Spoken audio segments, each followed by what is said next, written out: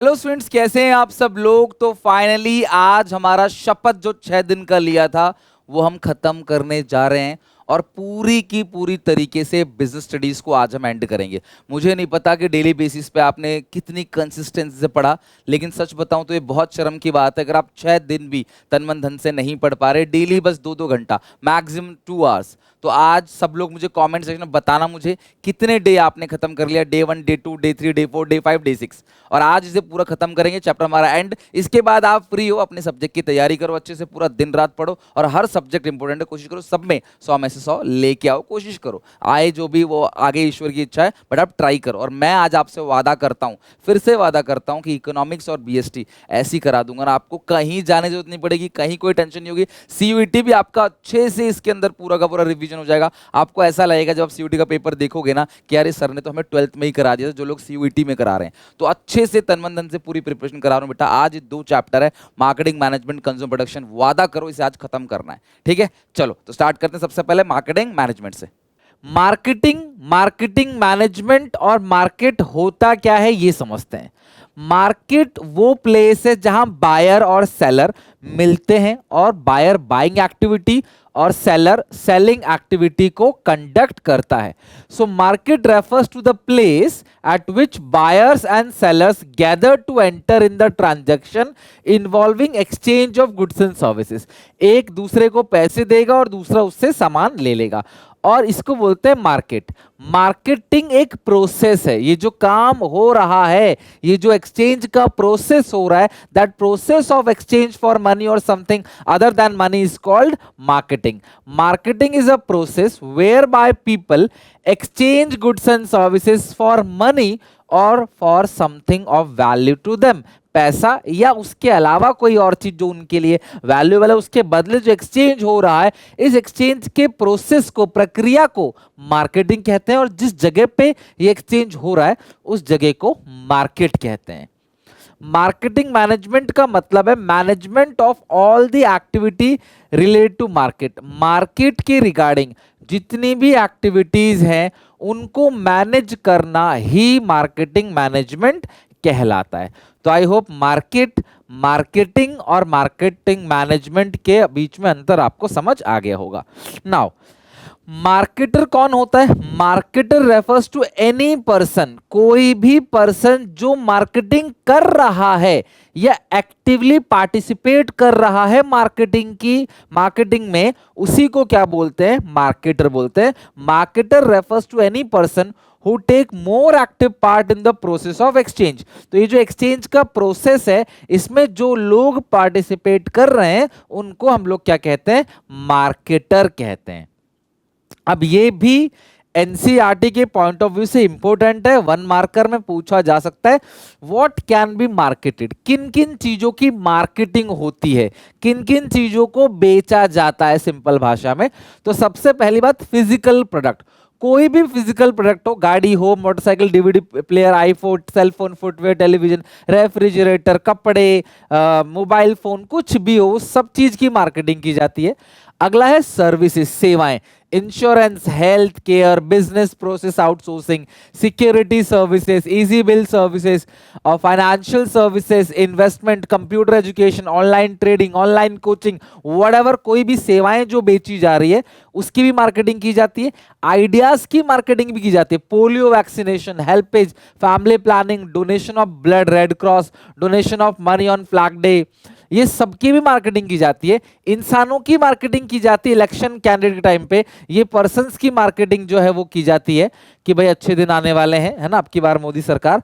किसी किसी जगह की मार्केटिंग की जाती है, visit Agra, city of love, Udaipur, city of lakes, Mysore, city of gardens, when Odisha celebrates 11th god join in. तो अब ये किसी किसी जगह की मार्केटिंग भी की जाती है। केरला की मार्केटिंग की जाती है, गॉड्स ओन सिटी, आइए कुछ दिन तो गुजारिए इस स्टेट के अंदर, ऐसे एडवर्टाइजमेंट आपको देखने को मिलते होंगे। एक्सपीरियंस को भी बेचा जाता है। कस्टमाइज एक्सपीरियंस है डिनर विद क्रिकेटर के साथ आपका डिनर है ना, लंच विद अ सेलिब्रिटी है ना, और ये experience of balloon riding, mountaineering, ठीक है, ये सारी की सारी चीजें भी क्या एक्सपीरियंस है। बाकी प्रॉपर्टी की भी की जाती है, intangible rights of the ownership of real estate, financial property, shares, debenture की मार्केटिंग, मतलब मैक्सिमम चीजें जो है उनकी मार्केटिंग इस तरीके से की जाती है। इवेंट्स की मार्केटिंग की जाती है, sport events, Olympic, cricket series की मार्केटिंग की जाती है, दिवाली मेला, fashion show, music concert, film festival, elephant race, Kerala में टूरिज्म के लिए जो केरला में एलिफेंट रेस होता है ना बेसिकली, तो ये इनकी मार्केटिंग, किसी किसी इवेंट की मार्केटिंग भी जाती है। इंफॉर्मेशन को भी बेचा जाता है, पैकिंग की इंफॉर्मेशन, डिस्ट्रीब्यूशन की इंफॉर्मेशन, एक्सपोर्ट का जो प्रोसेस है, रिसर्च ऑर्गेनाइजेशन की इंफॉर्मेशन, कई कई ऑर्गेनाइजेशन काम ही क्या करती हैं, सिर्फ इंफॉर्मेशन लेने का, डेटा लेने का काम करती हैं और फिर उन डेटा को आगे वो बेचती हैं, उनकी मार्केटिंग भी होती है। ऑर्गेनाइजेशंस, कंपनी की मार्केटिंग भी होती है, पब्लिक इमेज को बेहतर बनाने के लिए, कंपनी की इमेज को पब्लिक की नजरों में बेहतर बनाने के लिए, हिंदुस्तान यूनिलीवर, रनवैक्सी, डाबर, ठीक है, पीएनजी हो गया, communicate with people, example Philip says let's make things better. तो ये चीज क्या है, ये मार्केटिंग है, कंपनी भी अपने स्लोगन्स का मार्केटिंग करती है। ये वो सारी चीजें हैं जिनकी मार्केटिंग की जा सकती है। एनसीईआरटी क्या कहता है, ध्यान से अच्छे से समझना, ये लाइन पेपर में पूछ ली जाती है। It may be noted here that marketing is not merely a post production activity. कई लोगों को लगता है सामान बन गया, बन के रेडी हो गया, उसके बाद मार्केटिंग की जाती है। नहीं, मार्केटिंग ना प्रोडक्शन से पहले ही चालू हो जाती है और प्रोडक्शन के बाद भी मार्केटिंग कंटिन्यू रहता है।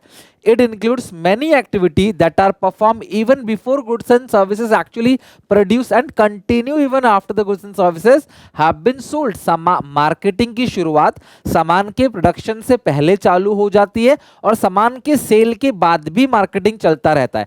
For example activities such as identification of customer need, customer की नीड क्या है, कस्टमर के बारे में सारा डेटा कलेक्ट करना, प्रोडक्ट की डिजाइनिंग कैसी होगी, प्रोडक्ट का डेवलपमेंट कैसा होगा, ब्रांड मार्क क्या रखेंगे, ब्रांड नेम क्या रहेगा, किस प्राइस पे बेचेंगे, ये सारी चीजें पहले से जो डिसाइड की जाती है ना प्रोडक्शन करने से पहले, वो भी मार्केटिंग का पार्ट है। Commencement of actual production, similarly many follow up activity are required for maintaining good customer relationship for procurement repeat sales. In modern time emphasis is placed on decreasing the marketing, describing the marketing as a social process. Marketing social process है, सामान बनने के बाद भी आपको customer से feedback लेना पड़ता है कि सामान सही चल रहा है नहीं चल रहा, बेचने के बाद भी, है ना, ताकि कस्टमर बार बार आपके पास आए। ये सब भी मार्केटिंग का पार्ट है। मार्केटिंग एक सोशल प्रोसेस है, it is a process where by people exchange goods and services for money और for something value to them. Already पढ़ चुके हैं। फिलिप कोल्टर ने डिफाइन किया मार्केटिंग को, एक social process by which individual groups obtain what they need and want through creating market offering and freely exchanging products and services and of the value with others। तो basically customer की need को find out करो, उस need को आपने पूरा करना और बदले में आपको पैसे मिलेंगे। ये जो पूरा प्रोसेस है इसको बोलते हैं सोशल प्रोसेस। फिलिप कोल्टर ने इसको डिफाइन किया है मार्केटिंग को। मार्केटिंग के 4 फीचर्स है, ध्यान से समझना। सबसे पहला फीचर है नीड एंड वांट्स, दूसरा है एक्सचेंज मैकेनिज्म, तीसरा है क्रिएट मार्केट ऑफरिंग, चौथा है कस्टमर वैल्यू। अब इन चारों फीचर को ढंग से अच्छे समझते हैं। सबसे पहला नीड एंड वांट। ध्यान रखना मार्केटिंग का जो मेन मोटो होता है, मेन मोटिव होता है, वो होता है कस्टमर की नीड और वांट्स को पूरा करना। In other word the focus of marketing process is on satisfaction of need and wants of individual and organisation. Main customer का जो नीड है, कस्टमर की वांट है, उसको पूरा करना ही मार्केटिंग का मेन ऑब्जेक्टिव है, मेन मोटो है। Customer satisfaction is the main motto of marketing. Create market offering. Market offering का मतलब क्या है, अलग अलग फीचर्स में, लाइक अलग अलग साइज में, अलग अलग क्वालिटी में, टेस्ट में प्रोडक्ट को अवेलेबल कराना ताकि हर एक टाइप के कस्टमर जो है उसको वो खरीद सके। मार्केट ऑफरिंग मतलब वेराइटी ऑफ प्रोडक्ट, अगला है कस्टमर वैल्यू, कस्टमर को कुछ ना कुछ वैल्यू एडिशन देना है ताकि कस्टमर आपका प्रोडक्ट खरीदे। अदरवाइज इतने सारे कंपटीशन में, इतने सारे प्रोडक्ट मार्केट में ऑलरेडी अवेलेबल है, कस्टमर आपका प्रोडक्ट क्यों खरीदेगा? तो आपको कुछ ना कुछ वैल्यू एडिशन देना है, that is called customer value. Marketing add customer value so that customer is ready to pay the price. Why a customer choose your product at competitive market, you must add some value. NCERT क्या कहता है? Product will be purchase only if it is perceived to the given greatest benefit or value of the money. The job of marketer therefore is to add to the value of the product so that the customer prefer it in relation to the competing products and decide to purchase it. ध्यान से समझना, जो marketing है वो product में कुछ ना कुछ वैल्यू एडिशन डालता है, कुछ ना कुछ एक्स्ट्रा चीजें ऐड करेगा जो बाकी कोई नहीं दे रहा, तभी कस्टमर आपके पास आएगा, उसको बोलते हैं कस्टमर वैल्यू। चौथा एक्सचेंज मैकेनिज्म है। ऑब्वियसली मार्केटिंग एक एक्सचेंज मैकेनिज्म है, सामान लिया पैसे दिया, this exchange mechanism is called marketing. The process of marketing involve exchange of product and services for money या फिर मनी के अलावा कुछ और जो वैल्यूबल है। Exchange is therefore referred to as essence of marketing. ध्यान रखना, ये फिल इन द ब्लैंक्स में पूछा जा चुका है। एक्सचेंज को ही क्या बोलते हैं? एसेंस ऑफ मार्केटिंग बोलते हैं। ट्रू फॉल्स में भी आ चुका है, ये बिल्कुल स्टेटमेंट ट्रू है। In marketing goods and services are exchange for money. Pre condition of exchange mechanism are, exchange की 4 कंडीशन है। एक्सचेंज करने के लिए एटलीस्ट 2 पार्टी होना चाहिए, कम से कम 2 लोग होना चाहिए, एक पार्टी बायर दूसरा पार्टी सेलर। दोनों पार्टी के पास कुछ ना कुछ वैल्यूएबल होना चाहिए एक दूसरे से एक्सचेंज करने के लिए। दोनों पार्टी की सहमति होनी चाहिए कि मैं खुशी खुशी तुम्हें सामान बेचने को तैयार हूं और तुम खुशी खुशी मुझे पैसे देने को तैयार हो। और हर पार्टी कैपेबल है कम्युनिकेशन और डिलीवरी के लिए, यानी कम्युनिकेट कर सकते हैं एक दूसरे से और जो वादा किया है वो सामान दूसरे को डिलीवर कर सकता है। ये 4 कंडीशन होनी चाहिए मार्केटिंग की, एक्सचेंज की 4 कंडीशन। इस टॉपिक से क्वेश्चन आने के बहुत ज्यादा चांस है। Philosophies of marketing management, marketing management की अलग अलग धारणाएं हैं, अलग अलग फिलॉसफी है। सबसे पहला फिलॉसफी इसके अंदर है production concept. Production concept philosophy धारणाएं जो लोग रखते हैं वो कहते हैं सामान जो है ना वो ये बिलीव करते हैं it is easy to sell the product when they are less expensive. सामान जो है वो सस्ता होना चाहिए और इजीली अवेलेबल होना चाहिए। प्रोडक्शन कॉन्सेप्ट कहता है सामान सस्ता होना चाहिए और इजीली अवेलेबल होना चाहिए, तभी सामान ज्यादा बिकेगा। रिन, टायर्ड, फेना ही लेना, ऐसे प्रोडक्ट, पार्ले जी सस्ता और हर जगह आपको मिल जाएगा, तो इस वजह से यहाँ पे सेल्स उसकी बढ़ेगी। कहते हैं कंपनी ट्राई करती है ज़्यादा आउटपुट बनाए, अपनी कॉस्ट ऑफ प्रोडक्शन को कम करे, लेकिन जरूरी नहीं कि हर एक इंसान जो है वो सस्ता सामान खरीदे, ये भी जरूरी नहीं है। तो दूसरा कॉन्सेप्ट आया प्रोडक्ट कॉन्सेप्ट। तो पहला कॉन्सेप्ट क्या है? प्रोडक्शन कॉन्सेप्ट, सस्ता, इजीली अवेलेबल, क्वांटिटी में सेल करो, क्वांटिटी में प्रोडक्शन करो। प्रोडक्ट कॉन्सेप्ट क्या कहता है? सामान हाई क्वालिटी का होना चाहिए। सस्ते से मतलब नहीं है, ज्यादा से ज्यादा फीचर होने चाहिए और हाई क्वालिटी के होने चाहिए, तभी सामान बिकेगा। बट ये भी जरूरी नहीं कि हर कोई हाई क्वालिटी का सामान खरीदे। This philosophy believe that product must B of high quality but people prefer quality only when they need और वांट इट। तो हाई क्वालिटी वाला प्रोडक्ट जरूरी होगा तभी लोग खरीदेंगे, अदरवाइज हर कोई हाई क्वालिटी का प्रोडक्ट नहीं खरीदता। तीसरा सेलिंग कॉन्सेप्ट है, ध्यान से समझना, कीवर्ड बहुत इंपॉर्टेंट है। Selling concept by cut throat competition, ये कहता है कि बाई हुक और क्रूक किसी भी तरीके से बेचना है, हमें नहीं मतलब है, किसी भी तरीके से हमें सेल्स को बढ़ानी है, किसी भी तरीके से। The philosophy believe that sales can be increase by earning some aggressive, ये भी आता है keyword, aggressive selling technique, aggressive selling and promotional effort. Concept believe that seller can sell what they have, seller के पास जो भी कुछ है सेलर बेच सकता है, उसका अग्रेसिव एडवर्टाइजमेंट करेगा और किसी भी तरीके से उसको बेचना, उसको बस एथिकल अनएथिकल से मतलब नहीं है, यहाँ पे सामान बेचना है, प्रॉफिट मैक्सिमाइजेशन यहाँ मेन मोटिव है। चौथा और सबसे अच्छा है marketing concept, it focus need of customer. ध्यान समझना, जो मार्केटिंग कॉन्सेप्ट है ना वो कस्टमर की नीड पे पूरा फोकस करता है। यहां मेन ऑब्जेक्टिव क्या है? कस्टमर को सेटिस्फाई करना उसका मेन ऑब्जेक्टिव होता है with optimum profit. Societal concept कहता है कि मार्केटिंग कॉन्सेप्ट में कंज्यूमर किंग है, कंज्यूमर जो मांगेगा आप उसे दोगे, उसे पूरा करोगे, सामान बना के दोगे, लेकिन आपने सोसाइटी को इग्नोर नहीं करना है कस्टमर के सेटिस्फेक्शन के चक्कर में, सोसाइटी को भी आपने देखना है, राइट। अ प्रोड्यूसर और marketer must follow the need and want of customer but should not ignore the society and the environment. Company should not blindly follow the goal of customer satisfaction. This may lead to many social or environmental problem. Customer कहता है मुझे बीड़ी cigarette तंबाकू चाहिए, उसकी demand है, तो आप उसे पूरा नहीं करोगे क्योंकि उससे समाज को नुकसान पहुंचेगा, सोसाइटी को नुकसान पहुंचेगा, हमारे एनवायरनमेंट को नुकसान पहुंचेगा। कस्टमर कहता है प्लास्टिक के बैग बना के दो, मत बना के देना क्योंकि हमारे एनवायरनमेंट को उससे नुकसान पहुंचेगा।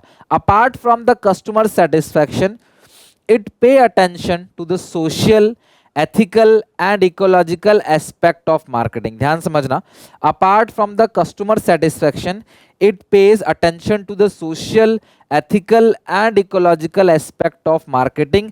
ये लाइन कहीं भी आ जाए समझ जाना ये कौन से फिलॉसफी, कौन से कॉन्सेप्ट की बात कर रहा है, सोसाइटल मार्केटिंग कॉन्सेप्ट। तो पहला, प्रोडक्शन क्वांटिटी ज्यादा यानी कि सेल्स ज्यादा, इजीली अवेलेबल, सस्ता, high quality product.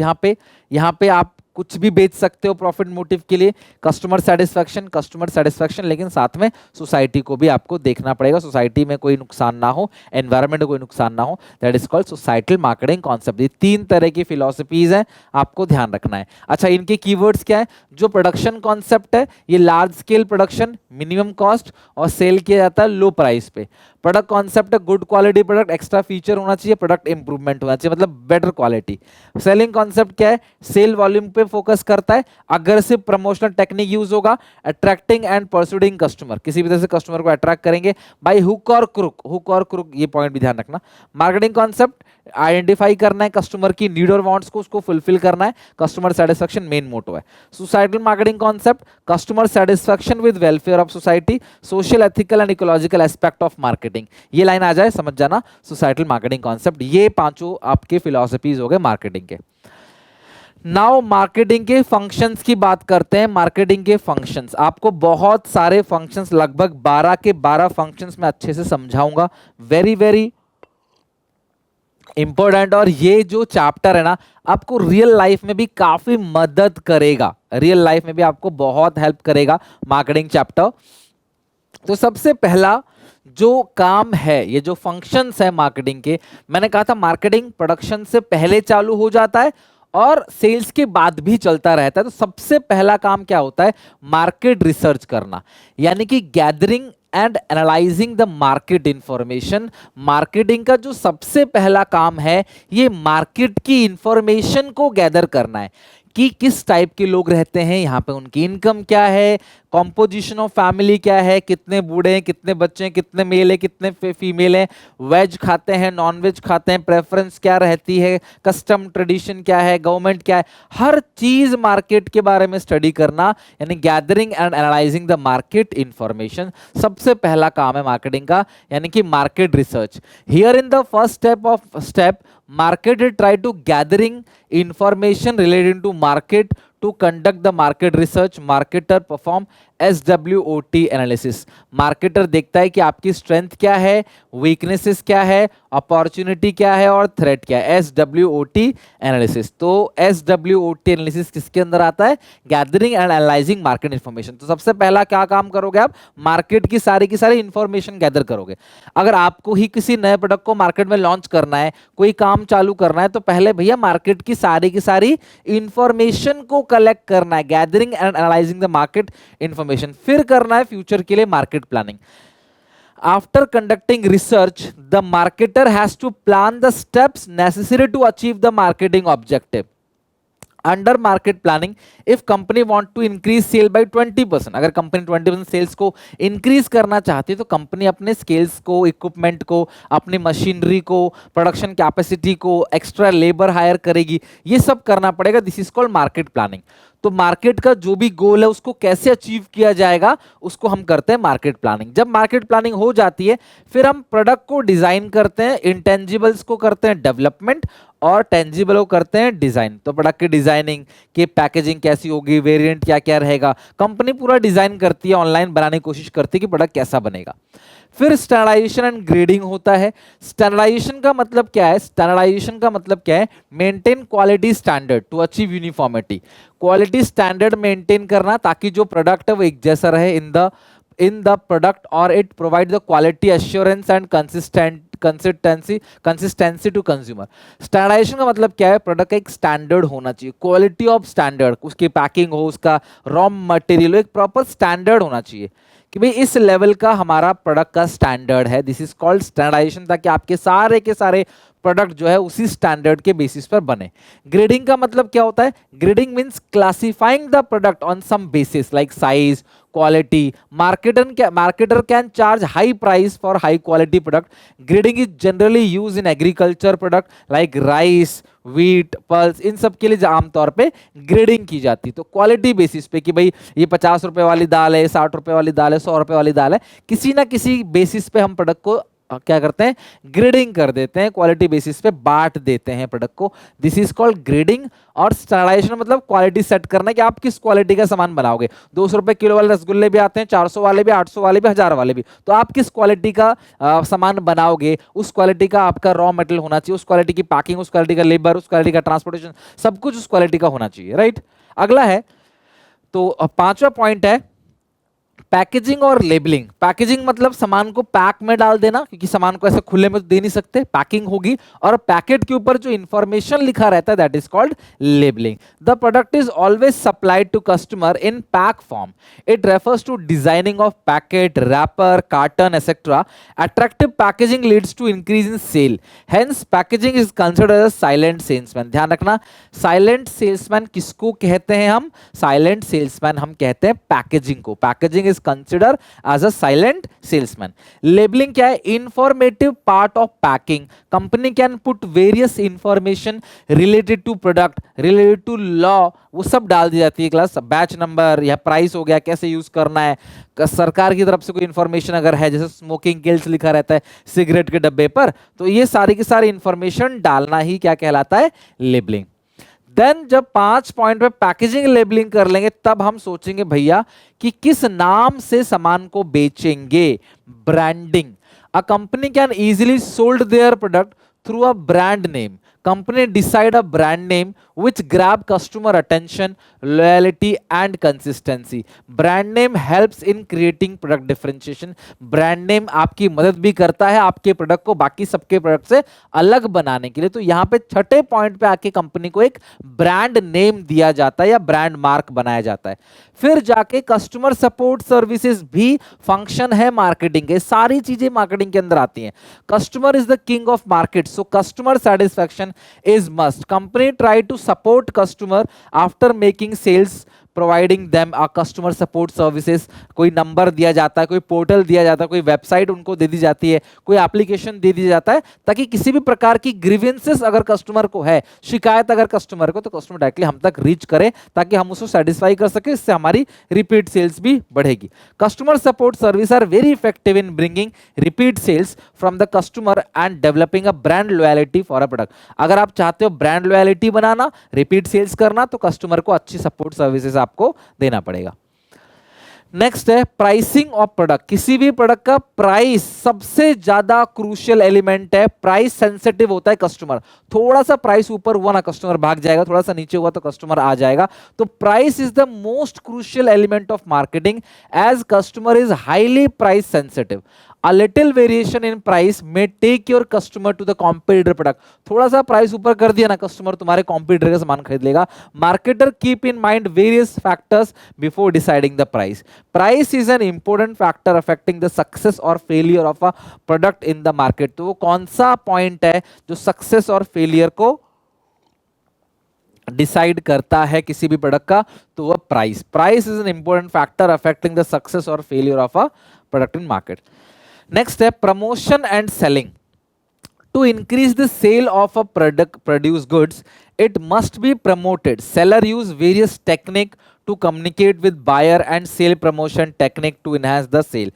Promotion include advertising, personal selling, publicity और सेल्स प्रमोशन टेक्निक। ये सारी चीजें आती है प्रमोशन के अंदर, हम आगे डिटेल में पढ़ेंगे। 9वें नंबर पे जाके प्रमोशन सेलिंग किया जाता है। सामान को एडवर्टाइज किया जाता है, लोगों तक बताया जाता है कि भाई हमारा सामान लॉन्च हो गया। उसके बाद सामान का फिजिकल डिस्ट्रीब्यूशन किया जाएगा। As we all know producer are scattered at different places, ठीक है, और कंज्यूमर भी अलग अलग जगह पे है। Marketing manager decide the channel of distribution to distribute goods and services to each and every customer. भैया देखो, कस्टमर अलग अलग जगह पे है, प्रोड्यूसर्स अलग अलग जगह पे है, सब जगह से कलेक्ट करके सामान को एक एक ग्राहक तक पहुंचाना, this is called physical distribution. This function include decision regarding channel of distribution और the marketing intermediate, like wholesaler कितने होंगे, रिटेलर कितने होंगे, एजेंट कितने होंगे, और चैनल ऑफ डिस्ट्रीब्यूशन, डिस्ट्रीब्यूशन का क्या क्या चैनल रहेगा, physical movement of product where it is produced to place where it required by the customer, कहां पे सामान बन रहा है और कहां कस्टमर की रिक्वायरमेंट है, वो जो प्लेस गैप है उसको दूर कौन करता है, physical distribution.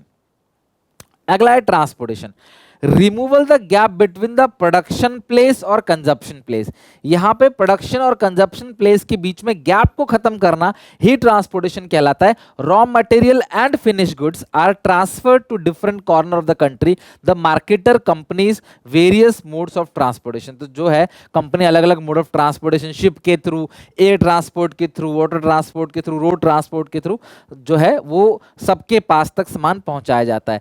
Transportation involve physical movement of goods from one place to, देखो यहां पे क्या है ना, फिजिकल डिस्ट्रीब्यूशन में बात करते हैं channel of distribution, wholesaler, retailer, किसके थ्रू, डायरेक्टली प्रोड्यूसर से कंज्यूमर तक जाएगा, या प्रोड्यूसर से रिटेलर तक जाएगा, या प्रोड्यूसर से होलसेलर, फिर होलसेलर से रिटेलर, फिर रिटेलर से कंज्यूमर, या फिर कंपनी से जाएगा एजेंट के पास, एजेंट से होलसेलर के पास, होलसेलर से रिटेलर के पास, रिटेलर से कंज्यूमर के पास। तो ये बात करता है फिजिकल डिस्ट्रीब्यूशन की, ये करता है ट्रांसपोर्टेशन की, कि कैसे कैसे वहां से उस दुकान से कंज्यूमर तक सामान, उसके घर तक सामान पहुंचाना है। लास्ट है storage and warehousing, goods are not consumed immediately when they are produced, there is a time gap between the production और consumption, production और consumption का time gap, production इस एक सीजन में हो रहा है, consumption दूसरे सीजन में होगा, तो स्टोर कहां से करेंगे, वेयर हाउस के अंदर उसको स्टोर करेंगे। so goods must be protected from moisture, insect, rodent, theft etc. few company use public warehouse to keep the goods safe और other company have their own warehouse, company का खुद का cold storage ware house होता है जहां पे company अपना सामान लंबे समय तक स्टोर करके रखती है, जब डिमांड होगी मार्केट में तभी स्टोर हाउस से, वेयर हाउस से इस सामान को निकाला जाएगा। This is called storage and warehousing. ये 12 के 12 फंक्शंस हैं मार्केटिंग के जो बहुत इंपॉर्टेंट है, ध्यान से अच्छे से इन 12 के 12 पॉइंट्स को याद रखना। नेक्स्ट है मार्केटिंग मिक्स। मार्केटिंग मिक्स के एलिमेंट्स को दिया था मैकार्थी ने। मार्केटिंग मिक्स है क्या, marketing mix are the set of marketing tools that firm used to pursue its marketing objective in the target market.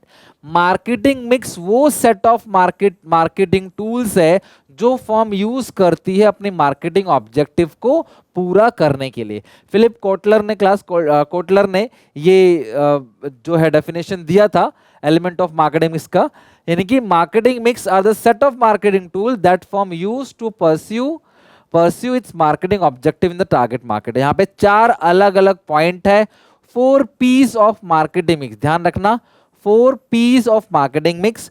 पहला है प्रोडक्ट मिक्स, दूसरा है प्लेस मिक्स, तीसरा है प्राइस मिक्स, चौथा है प्रमोशन मिक्स। ये 4 P है, 4 P। प्रोडक्ट मिक्स का मतलब क्या है, it refers to all the decision related to product, branding, packaging, labelling, variety of product का फीचर क्या रहेगा, ये सारी चीजें प्रोडक्ट मिक्स के अंदर आती हैं। अब प्रोडक्ट का जो प्राइस है वो आप कैसे डिसाइड करोगे, element of marketing mix which generate revenue for organisation. Which element of marketing mix which generate revenue for the organisation, उसको बोलते हैं प्राइस मिक्स। प्लेस मिक्स क्या होता है, this element make sure goods and services available at right place in the right quantity to the right person. सही सामान सही quantity में सही जगह सही इंसान के पास पहुंच जाए, उसी को बोलते हैं प्लेस मिक्स या फिजिकल डिस्ट्रीब्यूशन मिक्स। ये बताता है कितने मिडल मैन होंगे बीच के अंदर, चैनल ऑफ डिस्ट्रीब्यूशन इसी के अंदर आता है। फिर आता है promotion mix, the element is used by the organisation to communicate and pursue customers to buy its product. तो भाई कम्युनिकेट करने के लिए, कस्टमर को एक तरीके से इंड्यूस करने के लिए ताकि वो आपका सामान खरीदे, कस्टमर को बताया जाता है और उसको उकसाया जाता है ताकि वो सामान खरीदे, वो सारा आता है प्रमोशन मिक्स के अंदर। ये तो हो गया शॉर्ट में, इनको डिटेल में आगे चल के चैप्टर में एक एक मिक्स को हम लोग पढ़ेंगे। सो प्रोडक्ट मिक्स का मतलब क्या है? It refers to all the decisions related to product. Product के रिगार्डिंग जितने भी डिसीजंस हैं उनको बोलते हैं प्रोडक्ट मिक्स। इसके अंदर आते हैं ब्रांडिंग, पैकेजिंग और लेबलिंग। ये तीन चीजें इसके अंदर आती हैं प्रोडक्ट मिक्स के अंदर, ब्रांडिंग, पैकेजिंग, लेबलिंग। ब्रांडिंग का मतलब क्या है? एक आइडेंटिफिकेशन ऑफ ए प्रोडक्ट, ताकि इस प्रोडक्ट के नाम से, सिंबल से, डिजाइन से उसको पहचाना जा सके, उस प्रोडक्ट को बाकियों से अलग बनाया जा सके, अलग कीमत रखी जा सके। एडवर्टाइजमेंट करने में भी और किसी भी नए प्रोडक्ट को लॉन्च करने में ब्रांडिंग बहुत हेल्प करता है। आज एलजी, एप्पल, सैमसंग कोई भी नया प्रोडक्ट लॉन्च करना चाहें तो उनके लिए बहुत आसान है, ब्रांड नेम उनका ऑलरेडी बना हुआ है। वो कोई भी सामान खरीदेंगे, अपना ठप्पा मार के बेचेंगे, अपना लोगो लगा के बेचेंगे, तो वो अच्छे दाम में बिकेगा ही बिकेगा। So branding is not only done to identify the seller और producer but also to make your product superior than the competitors product. अगर आपके प्रोडक्ट में ब्रांडिंग हो जाती है तो आपका प्रोडक्ट दूसरों से सुपीरियर, दूसरों से बेहतर होता है और कस्टमर को भी अच्छा फील होता है। Customer also feel superior by using the branded product. It also shows a status symbol. Branding में क्या क्या चीजें, टर्म्स यूज होती हैं? सबसे पहला ब्रांड नेम, ब्रांडिंग का वो हिस्सा जिसको बोला जा सकता है, अटरेबल, उसको बोलते हैं brand name. In other word, brand name which is verbal component of a brand is called brand name. Dettol, Surf, Nike, ये सब चीज क्या हो गया? Brand name. ब्रांड मार्क क्या होगा? The part of brand which can not be spoken, can't utterable, आप बोल नहीं सकते, पहचान सकते, उसको बोलते हैं brand mark. The part of a brand mark which can be recognise but which is not utterable, जिसको बोल नहीं सकते उसको ब्रांड मार्क बोलते हैं। और ट्रेडमार्क किसको बोलते हैं? Part of brand that is given legal production. Brand name का वो हिस्सा जिसको लीगल प्रोडक्शन दी जाती है, क्योंकि कॉपी नहीं कर सकता, उसको बोलते हैं ट्रेडमार्क। ऐसा लिखा रहता है टीएम, ट्रेडमार्क। एक लीगल प्रोडक्शन दे दी जाता है ब्रांड नेम को कि भाई आप इस नाम को कॉपी नहीं कर सकते, आप एडिडास के दोबारा जूते आप बना के नहीं बेच सकते, वो ऑलरेडी किसी का ब्रांड है। ब्रांड नेम को डिसाइड करने से पहले किन किन बातों का ध्यान रखना पड़ता है, यानी कुछ ऐसी बातें जिनका ध्यान रखना पड़ेगा ब्रांड नेम को डिसाइड करने से पहले। जैसे ब्रांड नेम शॉर्ट और सिंपल होना चाहिए, रिन, लक्स, डिटॉल, ऐसा होना चाहिए। ब्रांड नेम आसानी से बोला जा सके, आसानी से प्रोनाउंस किया जा सके, कस्टमर को शाय फील नहीं होगा उसका नाम लेते वक्त। ब्रांड नेम सजेस्टिव होना चाहिए, 4 बूंदों वाला उजाला, हाजमोला, है ना, हेयर एंड केयर, ये सब सजेशन होना चाहिए कि हाँ यार ये उस प्रोडक्ट के बारे में बताता है कि हाँ यार ये अगर आप ये वाला जो है मतलब हेयर एंड केयर है तो ये बालों का केयर करेगा, तो इस तरीके से सजेस्टिव होता है। हाजमोला पेट में अच्छा पाचन लेके आएगा, है ना। The brand name should be unique और डिस्टिंक्टिव होना चाहिए, लाइक टाइड, एरियल, है ना। Brand name should be selected after considering it's meaning in other languages. आपको जब भी आप ब्रांड नेम सिलेक्ट करो ना, कोई भी नाम आपने रखा है, तो उस नाम का अलग अलग जगह देखना है। इस नाम का स्पेनिश में, जापानीज में, किसी और कंट्री में कोई गंदा मतलब तो नहीं है इसका, वो चेक कर लेना है। अदरवाइज कल को आपका बिजनेस बड़ा होगा, आप उस कंट्री में वो सामान नहीं बेच सकते, क्योंकि आपका ब्रांड नेम जो है वो उस कंट्री में गलत मतलब निकालता है। अगला है पैकेजिंग। ध्यान रखना, ब्रांडिंग, पैकेजिंग, लेबलिंग, ये 3 पॉइंट है प्रोडक्ट मिक्स के एलिमेंट, ठीक है। मार्केटिंग मिक्स के अंदर 4 है, 4 P's, product, place, price, promotion. इस प्रोडक्ट के अंदर भी 3 है, ब्रांडिंग, पैकेजिंग, लेबलिंग। अभी हम पैकेजिंग में पहुंचे। पैकेजिंग है क्या? ऑब्वियसली ये जो पेस्ट है, इस पेस्ट को इस ट्यूब के अंदर डाला, ये पैकेजिंग है, ये प्राइमरी पैकेजिंग है। फिर इस ट्यूब को इस बॉक्स के अंदर डाला, ये सेकेंडरी पैकेजिंग है। फिर ऐसे कई सारे बॉक्सेस को एक बड़े कार्टन के अंदर डाला, this is called transport packaging. So packaging है क्या? ध्यान समझना, it refers to the act of designing, producing the container और wrapper of a product. Example, cokes come in bottle, coke जो है वो बोतल में आती है, सॉल्ट पैकेट में आता है, ऑयल टीन में आता है, अचार जो है वो बेसिकली जार के अंदर आता है। तो ये सारा का सारा क्या है? पैकेजिंग है। 3 अलग अलग टाइप के पैकेजिंग है, प्राइमरी पैकेजिंग, सेकेंडरी पैकेजिंग और ट्रांसपोर्टेशन पैकेजिंग। पैकेजिंग के फीचर्स क्या है? तो सबसे पहला पैकेजिंग, जो primary packaging, secondary packaging, transport packaging हो गया। पैकेजिंग के फीचर्स क्या है? तो सबसे पहला फीचर्स है प्रोटेक्शन। जब सामान पैक फॉर्म में रहता है उसे प्रोटेक्शन दिया जाता है, उसे बाहर के किसी एटमॉस्फेयर से कोई भी चीज में लेना देना नहीं है ना, बिल्कुल सामान पैक है, प्रोटेक्टेड है एनवायरनमेंट से, चूहे से किसी का हाथ लगे, कोई गंदगी बैठे, कोई गंदा कीड़ा बैठे, मक्खी बैठे, मच्छर बैठे, आइडेंटिफाई।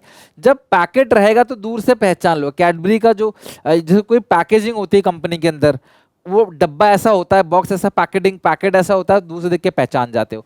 कन्वीनियंस है, अगर पैकेट फॉर्म में तो उठाना बड़ा कन्वीनियंस है, उठा के कहीं ले जाना। जैसे बोटल्स आती है ना कोका कोला वगैरह की, मिरिंडा की, पकड़ के आराम से कहीं ले जा सकते हो, कन्वीनियंस है। पैकेट के ऊपर प्रमोशन भी कर दिया जाता है, पैकेटिंग के ऊपर ही, पैकेट के ऊपर ही प्रमोशन कर दिया जाता है बेचने के लिए। Rising standard of health and sanitation, खुला हुआ सामान जो है वो आपको नुकसान पहुंचा सकता है, लेकिन पैकेट के अंदर है तो कहीं ना कहीं हेल्थ स्टैंडर्ड मेंटेन हो रहा है, किसी का हाथ टच नहीं हो रहा है एनवायरनमेंट से, चूहे नहीं कतर रहे उसको, तो सेफ रहता है। सेल्फ सर्विस आउटलेट, जितने भी सेल्फ सर्विस आउटलेट है, जितने भी डिपार्टमेंटल स्टोर है, वहां पे देखो ज्यादातर चीजें पैक फॉर्मेट में ही रहती हैं। आलू प्याज को भी वो बिल्कुल पैक करके रखते हैं ताकि इंसान उठा सके, सीधा वजन भी ऑलरेडी हुआ रहता है, सीधा उठा के आप रख सकते हो। तो ये फायदा होता है पैकेजिंग का कि self service outlet, departmental store जो है हम उसको भी प्रमोट कर पाते हैं। लेवल ऑफ पैकेजिंग बता चुका हूं, प्राइमरी, सेकेंडरी और ट्रांसपोर्टेशन पैकेजिंग। ये हो गया क्लास हमारा सारा का सारा, तो हमने पढ़ लिया। अगला है फंक्शंस एंड फीचर्स और इंपोर्टेंस ऑफ पैकेजिंग। ये हमने पढ़ लिया, protection, identification, convenience, promotion, rising standard health, है ना, वो बेसिकली लेस चांस रहता है कंटामिनेशन के, ताकि बाहर के प्रोटेक्शन ही, मतलब बिल्कुल पैक है तो बाहर से कोई गंदगी टच ही नहीं हुई, ना एनवायरनमेंट से ना कहीं से, और सेल्फ सर्विस आउटलेट। नेक्स्ट है लेबलिंग। अभी जो पैकेट के ऊपर जो इंफॉर्मेशन लिखी हुई है ना, this information is called labelling. Labelling means putting identification mark on the package. It provide name of the product, name of the manufacturer, content, batch number, expiry, MRP, weight, सारी चीजें। तो ये कैरियर ऑफ इंफॉर्मेशन हम लोग बोलते हैं, ठीक है, कैरियर ऑफ इंफॉर्मेशन, ठीक है, कैरियर ऑफ इंफॉर्मेशन, यानी ये इंफॉर्मेशन को कैरी करता है। लेबलिंग मतलब सारी की सारी इंफॉर्मेशन जो है प्रोडक्ट के रिगार्डिंग, उस प्रोडक्ट के लेबल पे लिखा होता है। इसके फीचर्स की बात करें या फंक्शन की बात करें तो सबसे पहला है describe the product and specify it's content. Label ना प्रोडक्ट को डिस्क्राइब करता है और प्रोडक्ट के अंदर क्या क्या कंटेंट है वो बताता है लेबलिंग। एमआरपी, ठीक है, बैच नंबर, एक्सपायरी डेट, सब कुछ बताता है। आइडेंटिफाई द प्रोडक्ट, लेबल ऐसा होता है ना, लेबल देख के भी आप प्रोडक्ट को आइडेंटिफाई कर सकते हो। यानी कि जैसे कैडबरी की चॉकलेट, किट कैट की चॉकलेट जो होती है, मिल्की बार की चॉकलेट, उसका लेबल ऐसा रहता है ना, मतलब पैकेजिंग के ऊपर जो बना हुआ लिखा रहता है ना, वैसा रहता है कि दूर से देख के आप पहचान लोगे। Helps in grading, book bond की चाय आती है, red level, yellow level, green level, तो भैया ग्रेडिंग भी लेबलिंग में ही की जाती है, तो लेबलिंग के थ्रू ही क्या की जाती है, ग्रेडिंग। सेल्स को प्रमोट किया जाता है, लेबल के ऊपर लिखा रहता है 20% एक्स्ट्रा, है ना, 99 का नहीं है, 49 का है, इस तरीके से सेल्स को प्रमोट करते हैं। और जो भी लॉ द्वारा इंफॉर्मेशन है, कुछ ऐसे इंफॉर्मेशन है जो जरूरी है, जैसे मैंने कहा था बच्चों के डब्बे पे लिखा रहता है, दूध के डब्बे पे बच्चों के लिए माँ का दूध ही सही है, सिगरेट पे लिखा रहता है no smoking, smoking kills, batch number, MRP, weight, volume, ये सारी की सारी जो लीगल इंफॉर्मेशन है ना, जो इंफॉर्मेशन रिक्वायर्ड बाय लॉ है, वो भी सारी इंफॉर्मेशन इसके अंदर ये लिखा हुआ रहता है लेबलिंग के अंदर। नेक्स्ट है प्राइस मिक्स, ध्यान से समझना, मोस्ट क्रूशियल एलिमेंट जो है वो है price. It refers to all the important decision to fixing the price of a commodity. किसी भी कमोडिटी का प्राइस डिसाइड करने के लिए आप जो भी डिसीजन लेते हो उसको हम लोग क्या बोलते हैं, प्राइस मिक्स कहते हैं। It is the most crucial element. No product can be launch without a price tag. हर प्रोडक्ट में कुछ ना कुछ प्राइस लिखा ही रहता है। So price is often use as a regulator of the demand of a product. Price जो है वही डिसाइड करेगा प्रोडक्ट की डिमांड कितनी है। एक एनसीईआरटी कीवर्ड है, वो क्या है, pricing is considered to be effective competitive weapon. Price is often use as a regulator of the demand of a product. ये कॉम्पिटिटिव वेपन, अगर आप कंपटीशन देते हो ना किसी को तो वो प्राइस में दे सकते हो। अगर आपने अपने सामान की कीमत कम कर ली तो चांसेस है कि कंपटीशन में आप अपने कॉम्पिटिटर के प्रोडक्ट से आगे निकल जाओ। These are the product factors keep in mind before fixing the price. बहुत इंपॉर्टेंट है, प्राइस को फिक्स करने से पहले ये आपको 6 पॉइंट 6 बातें दिमाग में ध्यान रखनी है। सबसे पहला, कॉस्ट ऑफ द प्रोडक्ट। आप किसी भी प्रोडक्ट का प्राइस रखोगे तो उसमें आपको ध्यान रखना है कि कॉस्टिंग कितनी आ रही है आपकी। कॉस्ट ऑफ द प्रोडक्ट, आपके प्रोडक्ट की जो कॉस्ट है उस हिसाब से प्राइस रखोगे। कॉस्ट ही कम है तो प्राइस भी कम होगा, कॉस्ट ज्यादा है तो प्राइस भी ज्यादा होगा। The price of the product must be able to cover the total cost. आप एटलीस्ट उतना प्राइस तो रखो ही कि अपनी कॉस्ट को कवर कर सको। टोटल कॉस्ट का मतलब होता है fix cost plus variable cost, और ध्यान रखना कॉस्ट आप कवर कर सको इतना प्राइस तो रखोगे कम से कम आप। अगला है extent of competition in market. अगर मार्केट में कंपटीशन ज्यादा है तो प्राइस को कम रखो। कंपटीशन बहुत है भैया, महंगा बेचोगे तो कौन तुमसे सामान खरीदेगा, प्राइस कम रखो। और अगर मार्केट में कंपटीशन कम है या कंपटीशन नहीं है तो आप प्राइस को ज्यादा रख सकते हो। अगला है कस्टमर्स डिमांड एंड यूटिलिटी। ध्यान समझना, अगर किसी सामान की डिमांड ज्यादा है, यूटिलिटी ज्यादा, सर्दियों में गीजर की, हीटर की यूटिलिटी ज्यादा होती है, डिमांड ज्यादा होती है, तो आप प्राइस ज्यादा रख सकते हो। और जब किसी चीज की डिमांड ही नहीं है, यूटिलिटी बहुत कम है, उसका यूज बहुत कम है, तो भैया उसका लो प्राइस रखना है आपने। गवर्नमेंट एंड लीगल रेगुलेशन, कुछ ऐसे सामान रहते हैं कंज्यूमर के इंटरेस्ट को प्रोटेक्ट करने के लिए सरकार कहती है इसका प्राइस आप ज्यादा नहीं रख सकते। जैसे कुछ एसेंशियल दवाइयां हैं, कुछ फूड आइटम हो गया, एलपीजी हो गया, तो सरकार इसका प्राइस जो है वो लो रखने को बोलती है, तो आप इसका प्राइस हाई नहीं रख सकते। अगला है प्राइसिंग ऑब्जेक्टिव। अगर आप चाहते हो कि आप बिग शेयर मार्केट में कैप्चर करो, कि ज्यादा से ज्यादा लोग आप ही का प्रोडक्ट यूज करें, तो प्राइस लो रखना पड़ेगा, अदरवाइज आपको प्राइस हाई रखना पड़ेगा। नेक्स्ट है marketing method use. If a company is using intensive advertising, अगर आप बहुत ज्यादा ऐड करवाते हो हीरो हीरोइन से, तो भैया प्राइस हाई होगा, अदरवाइज प्राइस लो होगा। Price fixation process is also affected by other element of marketing such as आपका डिस्ट्रीब्यूशन का सिस्टम क्या है, सेल्समैन की क्वालिटी क्या है, अमाउंट ऑफ एडवर्टाइजिंग क्या है, सेल्स प्रमोशन के एफर्ट क्या है, पैकेजिंग का कैसा टाइप है, प्रोडक्ट डिफरेंशिएशन, क्रेडिट दे रहे हो नहीं दे रहे, कस्टमर को सर्विस कैसी दे रहे हो। ये बहुत सारे और भी फैक्टर्स हैं जो प्राइस को डिसाइड करते हैं, जो हेल्प करते हैं प्राइस को डिसाइड करने में। For example, if a company provide free home delivery, it has some of flexibility in fixing price. अगर कोई कंपनी कहती है हम आपको फ्री होम डिलीवरी कराते हैं सामान की, तो वो आपसे थोड़ा ज्यादा पैसा चार्ज कर सकता है, आपके जाने आने का किराया भाड़ा बचेगा, आपकी मेहनत बचेगी। तो अगर वो घर पे भी सामान बेच दे रहा है तो अच्छी बात है, उसमें आपका काफी टाइम बचेगा। बहुत दूर से सामान आ रहा है, मैं जाऊंगा लाऊंगा, वो घर भेज देता है, तो उसके पास चांस रहता है कि वो प्राइस को थोड़ा चेंज कर सके। अगला, जैसे एनसीईआरटी किताब आती है तो किताब में सिलाई लग के आती है, तो वो आपसे 5-10 रुपए फालतू ले लेता है उसके नाम के, क्योंकि सिलाई करके आता है, तो कुछ ना कुछ वैल्यू दे रहा है तुम्हें, उसका फ्री के पैसे नहीं ले रहा। तीसरा है प्लेस मिक्स या फिजिकल डिस्ट्रीब्यूशन मिक्स। प्रोड्यूसर से कंज्यूमर के पास तक सामान कैसे पहुंचेगा, ये चीज आता है प्लेस मिक्स में या फिजिकल डिस्ट्रीब्यूशन मिक्स में। Place mix refers to all the important decision related to physical distribution of goods and services. The decision is related to channel of distribution and physical movement of goods. Channel of distribution refers to people or middleman who help in distributing the goods. ये सारे channel of distribution है, producer, agent, wholesaler, ये सारे क्या है, channel of distribution या distribution channel. Physical distribution cover all the activity required to physically move goods from manufacturer to consumer. तो manufacturer to consumer के बीच में जितने भी एलिमेंट हैं वो सारा का सारा जो है वो फिजिकल डिस्ट्रीब्यूशन के अंदर आता है। अलग अलग टाइप के डिस्ट्रीब्यूशन होते हैं। सबसे पहला जीरो लेवल डिस्ट्रीब्यूशन। क्या होता है ये, सीधा कंपनी से सामान आएगा कस्टमर के पास, बीच में कोई नहीं रहेगा।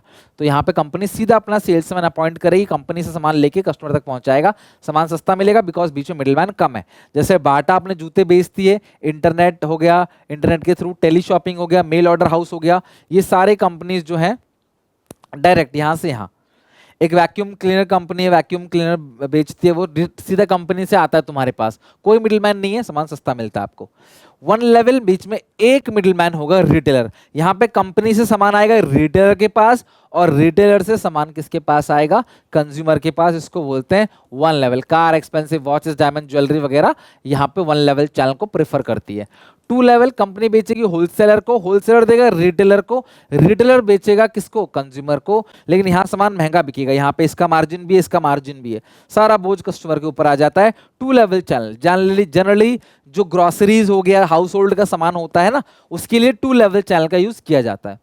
थ्री लेवल, मैन्युफैक्चरर बेचेगा एजेंट को, एजेंट बेचेगा, agent state wise country wise हो सकता है, फिर वो एजेंट बेचेगा होलसेलर को, होलसेलर बेचेगा रिटेलर को, फिर रिटेलर बेचेगा कंज्यूमर को। ये जो पूरा का पूरा तीन लोग मिडिलमैन में है बीच में, this is called three level channel. Here three middleman are involve when product are distributed, when product area in deep corner of the country, country के गली गली मोहल्ले तक सामान पहुंचाया जा रहा है। तो साउथ इंडिया का अलग डिस्ट्रीब्यूटर होगा, एजेंट जिसको बोलते हैं, नॉर्थ इंडिया का अलग होगा, है ना। इस तरीके से एजेंट बन जाते हैं, फिर एजेंट होलसेलर को, होलसेलर रिटेलर को, फिर रिटेलर कंज्यूमर को। So this is called distribution channel या चैनल ऑफ डिस्ट्रीब्यूशन। अब ये जो फिजिकल डिस्ट्रीब्यूशन है, इसके अंदर चार डिसीजंस होते हैं। डिसीजंस इन फिजिकल डिस्ट्रीब्यूशंस या कंपोनेंट ऑफ फिजिकल डिस्ट्रीब्यूशन, चारों पॉइंट अच्छे से पढ़ना है। ऑर्डर प्रोसेसिंग, ट्रांसपोर्टेशन, वेयरहाउसिंग और इन्वेंट्री। ध्यान से तसल्ली से समय लेके पढ़ो, यहां से क्वेश्चन घुमा के केस स्टडी पूछ सकता है, बट मैंने आपको एनसीईआरटी की लाइन लिखवा दी है, तो कहीं भी टीचर इसमें आपको नहीं घुमा पाएगा। ऑर्डर प्रोसेसिंग क्या होता है? देखो सिंपल सी बात है, अगर मैं दुकान पे खड़ा होकर कोई ऑर्डर दे रहा हूं, तो मैं क्या एक्सपेक्ट करूंगा कि मेरा ऑर्डर जल्दी डिलीवर हो। लेकिन ऑर्डर को जल्दी प्रोसेस करने में, जल्दी डिलीवरी करने में खर्चा आता है। तो आपको कंपेयर करना है कि ऑर्डर डिलीवरी का खर्चा जो है वो कितना आता है जल्दी डिलीवर करने में, और उससे लेट करेंगे तो कस्टमर सेटिस्फेक्शन का कितना लॉस होगा, आपको कंपेयर करना है। It refers to order placement to salesman, order transmission by salesman to company, or production according to the specification of consumer and delivery of goods. Late delivery जो है आपकी image को स्पॉइल कर देगा, गुडविल खराब कर देगा, और जल्दी डिलीवर कर दोगे तो गुडविल बनेगी, लेकिन उस गुडविल बनने का जो फायदा है और जल्दी डिलीवर करने का जो खर्चा है, उसको आपने कंपेयर करना पड़ेगा। बहुत सारे ऐसे दुकानदार होते हैं जो तुरंत डिलीवर कर देंगे सामान, आपको तुरंत सामान दे देंगे, तुरंत खाना आपने कोई ऑर्डर किया तुरंत बना के दे देंगे, तो भैया उसके लिए खर्चा भी आता है और गुडविल भी बनती है। तो कंपेयर करना है कि घाटा कितना है और फायदा कितना है। Next is transportation. It means physical movement of goods from one place to another. It is important because unless the goods are physically made available, the sale cannot be complete. Mode of transportation को देखना है, rail, road, air, pipeline, water transport, कैसे आपको transport करना है। So transportation is the means of carrying of goods and raw material from the point of production to the point of sale. Production के point से cell के point तक सामान आपको ट्रांसपोर्ट करना है। तो कैसे ट्रांसपोर्ट करोगे, कौन सा मोड ऑफ ट्रांसपोर्टेशन यूज करोगे, उसका फायदा क्या है, उसका नुकसान क्या है, ये आपने चेक करना है। These are the main decisions in physical distributions, या आप कह सकते हो कंपोनेंट ऑफ फिजिकल डिस्ट्रीब्यूशन। तीसरा है warehousing. Whatever is produced is not sold off immediately. भाई सामान को स्टोर भी करना पड़ेगा, सामान को स्टोर करने में कितना खर्चा है आपको ये भी देखना पड़ेगा। पता सामान को स्टोर करने में खर्चा ज्यादा आया, सामान बिका कम का, तो भी कोई फायदा नहीं है। Every company need to store the finished goods until they are sold in the market. It is necessary because some goods like crop are seasonal in production. कुछ सामान एक सीजन में प्रोड्यूस होता है लेकिन डिमांड होता रहता है पूरे साल। So these have to be stored for supplying throughout the year. Some goods are produced throughout the year but demand comes in particular season. कुछ चीजें पूरे साल भर बनती हैं, किसी सीजन में ही डिमांड होती है। कुछ चीजें एक सीजन में बनती हैं लेकिन डिमांड साल भर में होती है, तो भैया उसको स्टोर करने के लिए वेयर हाउस चाहिए। So firm must compare the cost involve in using warehouse. Warehouse में सामान रखने का भी खर्चा आता है, और वेयर हाउस में स्टोर करके सामान बेचेंगे तो फायदा भी मिलेगा, तो उसको आपने कंपेयर जरूर करना है। ये आता है वेयर हाउसिंग के अंदर। यहां ध्यान रखना एक line, warehousing refers to the act of storing and assorting the product in order to create time utility. Warehouse जो है वो टाइम यूटिलिटी को क्या करता है क्लास, क्रिएट करता है। Generally larger the number of warehouse of a firm has lesser would be the time taken for serving customer. Warehouse जितने ज्यादा होंगे कस्टमर को उतना ही कम समय लगेगा आपको सर्व करने में at different location, but greater would be the cost of warehousing. लेकिन कॉस्ट जो है वेयर हाउसिंग का वो बढ़ जाएगा एंड वाइस वर्सा। अगर वेयर हाउस छोटा है तो कॉस्ट कम लगेगा, वेयर हाउस कम है तो कॉस्ट कम लगेगा, लेकिन फिर कस्टमर को लेट से सर्व किया जाएगा। तो भैया कॉस्ट और बेनिफिट को आपने कंपेयर करना है। For product requiring long term storage such as agriculture product the warehouse are located near the production site. तो बेसिकली वो सारी चीजें जैसे एग्रीकल्चर प्रोडक्ट वगैरह हो गया, उनके लिए ना प्रोडक्शन साइट के पास ही वेयर हाउस बना देते हैं। This helps in minimising the charges on transportation of goods, ताकि ट्रांसपोर्ट करने में खर्चा कम आए। इन्वेंट्री, अब इन्वेंट्री आपको मेंटेन करना है तो आपकी दुकान में जितने ज्यादा इन्वेंट्री होंगे चांसेस है कि उतने ज्यादा सेल बढ़े। भाई जिस दुकान पे ज्यादा माल रहता है आप उसी दुकान में घुसते हो ना ज्यादा वैरायटी के चक्कर में, लेकिन उससे सेल्स तो बढ़ती है, पर ज्यादा माल को रखने में आपका पैसा भी ब्लॉक होता है, सामान भी ज्यादा, किराया भी ज्यादा लगता है। तो भैया आपको देखना है कि ज्यादा माल रखने से हमारा खर्चा कितना होता है और फायदा कितना होता है, फिर कंपेयर करके चलना है। It refers to maintenance of stock of goods and it supply whenever demand is demanded. Maintenance of stock require cost. Sometime it price gets fluctuated and it must be insured by the company. आई कई बार मान लो stock रख लिया, सामान सस्ता हो गया तो stock आपका महंगा तो बिकेगा नहीं, सस्ता ही बिकेगा, तो नुकसान हो गया आपका। तो कॉस्ट और बेनिफिट को कंपेयर करना है। Higher the level of inventory higher will be the level of service to customer. Inventory ज्यादा होगी सर्विस अच्छी होगी, but the cost of carrying the inventory will also be high because lot of capital will be tied up in the stock. सारा पैसा जो है block हो जाएगा। भाई एक कार का शोरूम है, उसके कार के शोरूम में 50 गाड़ियां खड़ी हैं, दूसरे में 8 गाड़ियां खड़ी हैं, 10 गाड़ियां खड़ी हैं, तो चांस है कि जिसमें 50 गाड़ियां खड़ी हैं वहां से ज्यादा सेल हो जाए, लेकिन 50 गाड़ी में पैसा भी तो ब्लॉक हो रखा है। तो फायदा भी देखना है आपको, घाटा भी देखना है, उसी की बात करता है inventory. Transportation, storage, warehouse, inventory, order processing. These are the 4 important decisions in physical distribution. हमारा आखिरी पी प्रमोशन मिक्स।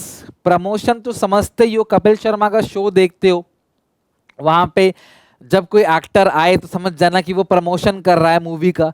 क्रिकेट देखने के लिए एक्टर्स आमतौर पे नहीं पहुंचते, लेकिन जब कोई एक्टर दिख जाए कि भाई क्रिकेट के स्टेडियम में भाई एक्टर ये घूम रहा है, ये एक्टर कमेंटेटरी कर रहा है, आ रहा है बार बार, अपने ग्लिम्स दे रहा है, तो समझ जाना भैया कि उस एक्टर की कोई ना कोई मूवी आने वाली होती है। So promotion mix refers to all the decision related to promotion of sales of product and services. तो जो भी सामान आपने बनाया है उसकी सेल्स को इनहेंस करने के लिए लोगों को बताना कि भाई देखो देखो ये प्रमोशन है। जैसे मैं पढ़ाते पढ़ाते बोलूं भाई ये वाला पेन देखो बहुत अच्छा चल रहा है, ये वाला पेन आप खरीद लो, तो भैया मैं उस पेन का क्या कर रहा हूं, प्रमोशन कर रहा हूं। सो प्रमोशंस के अंदर डिसीजन क्या क्या आती हैं, किस टाइप का एडवर्टाइजिंग मीडिया आप यूज करोगे, किस टाइप के टेक्निक को यूज करोगे, पब्लिसिटी मेजर्स, पब्लिसिटी स्टंट क्या क्या करोगे, और पब्लिक रिलेशन जो है वो क्या होगा। पब्लिसिटी स्टंट आपको पता ही है, कई बार आपने देखा हो कोई मूवी आती है तो उस हीरोइन के बारे में कुछ अफवाहें फैल जाती हैं, फिर उसका जाके प्रमोशन हो जाता है, वो भी इनडायरेक्ट वे ऑफ प्रमोशन है। या फिर आप देखते हो कि कोई मूवी आने वाली होती है, उससे पहले 2 एक्टर में कोई लड़ाई झगड़ा हो जाता है, कुछ ना कुछ कह के वो कुछ ना कुछ करके वो न्यूज में आ ही जाएंगे, ठीक है, तो वो प्रमोशन एक तरीके का। So promotion refers to the use of communication with the twin objective of informing potential customers about a product and persuading them to buy it। तो पहला लोगों को इन्फॉर्म करना और दूसरा लोगों को इंड्यूस करना ताकि वो सामान खरीदें, इसी चीज को क्या बोलते हैं, प्रमोशन।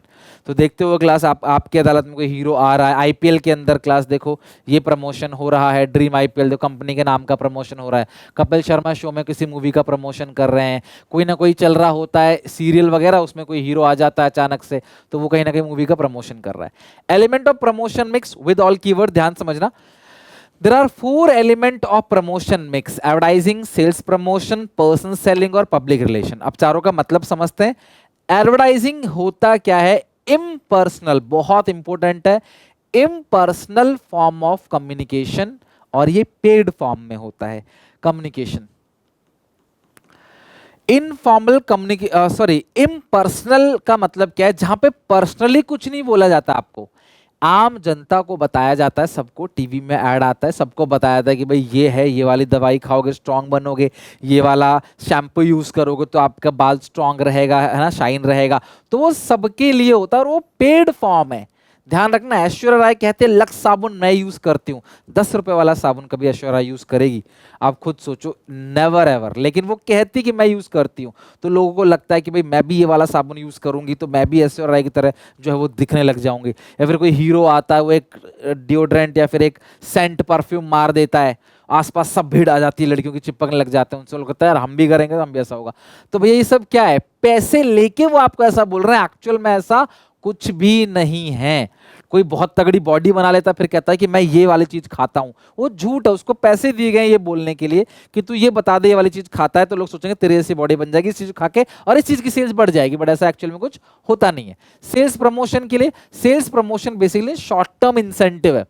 कम समय में, शॉर्ट टर्म में सेल्स को कैसे बढ़ाना है, तो by one get one free, वो एक लो दो लो एक फ्री, इस तरीके से सेल्स प्रमोशन टेक्निक है। इसके साथ ये फ्री हो गया, है ना, टूथपेस्ट फ्री है टूथब्रश के साथ, इस तरीके से, या टूथपेस्ट के साथ टूथब्रश फ्री है। तो किसी तरीके से तुरंत सेल्स को बढ़ानी होती है तो सेल प्रमोशन टेक्निक हमारे सिलेबस का पार्ट नहीं है, जितना है मैं उतना करा दूंगा। पर्सनल सेलिंग, पर्सनली जाके बात करके सामने बैठ के मिलके सेलिंग की जाती है।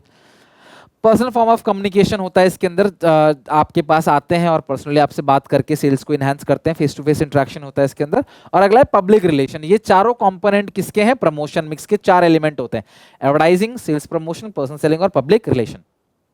पब्लिक रिलेशन मतलब क्या है?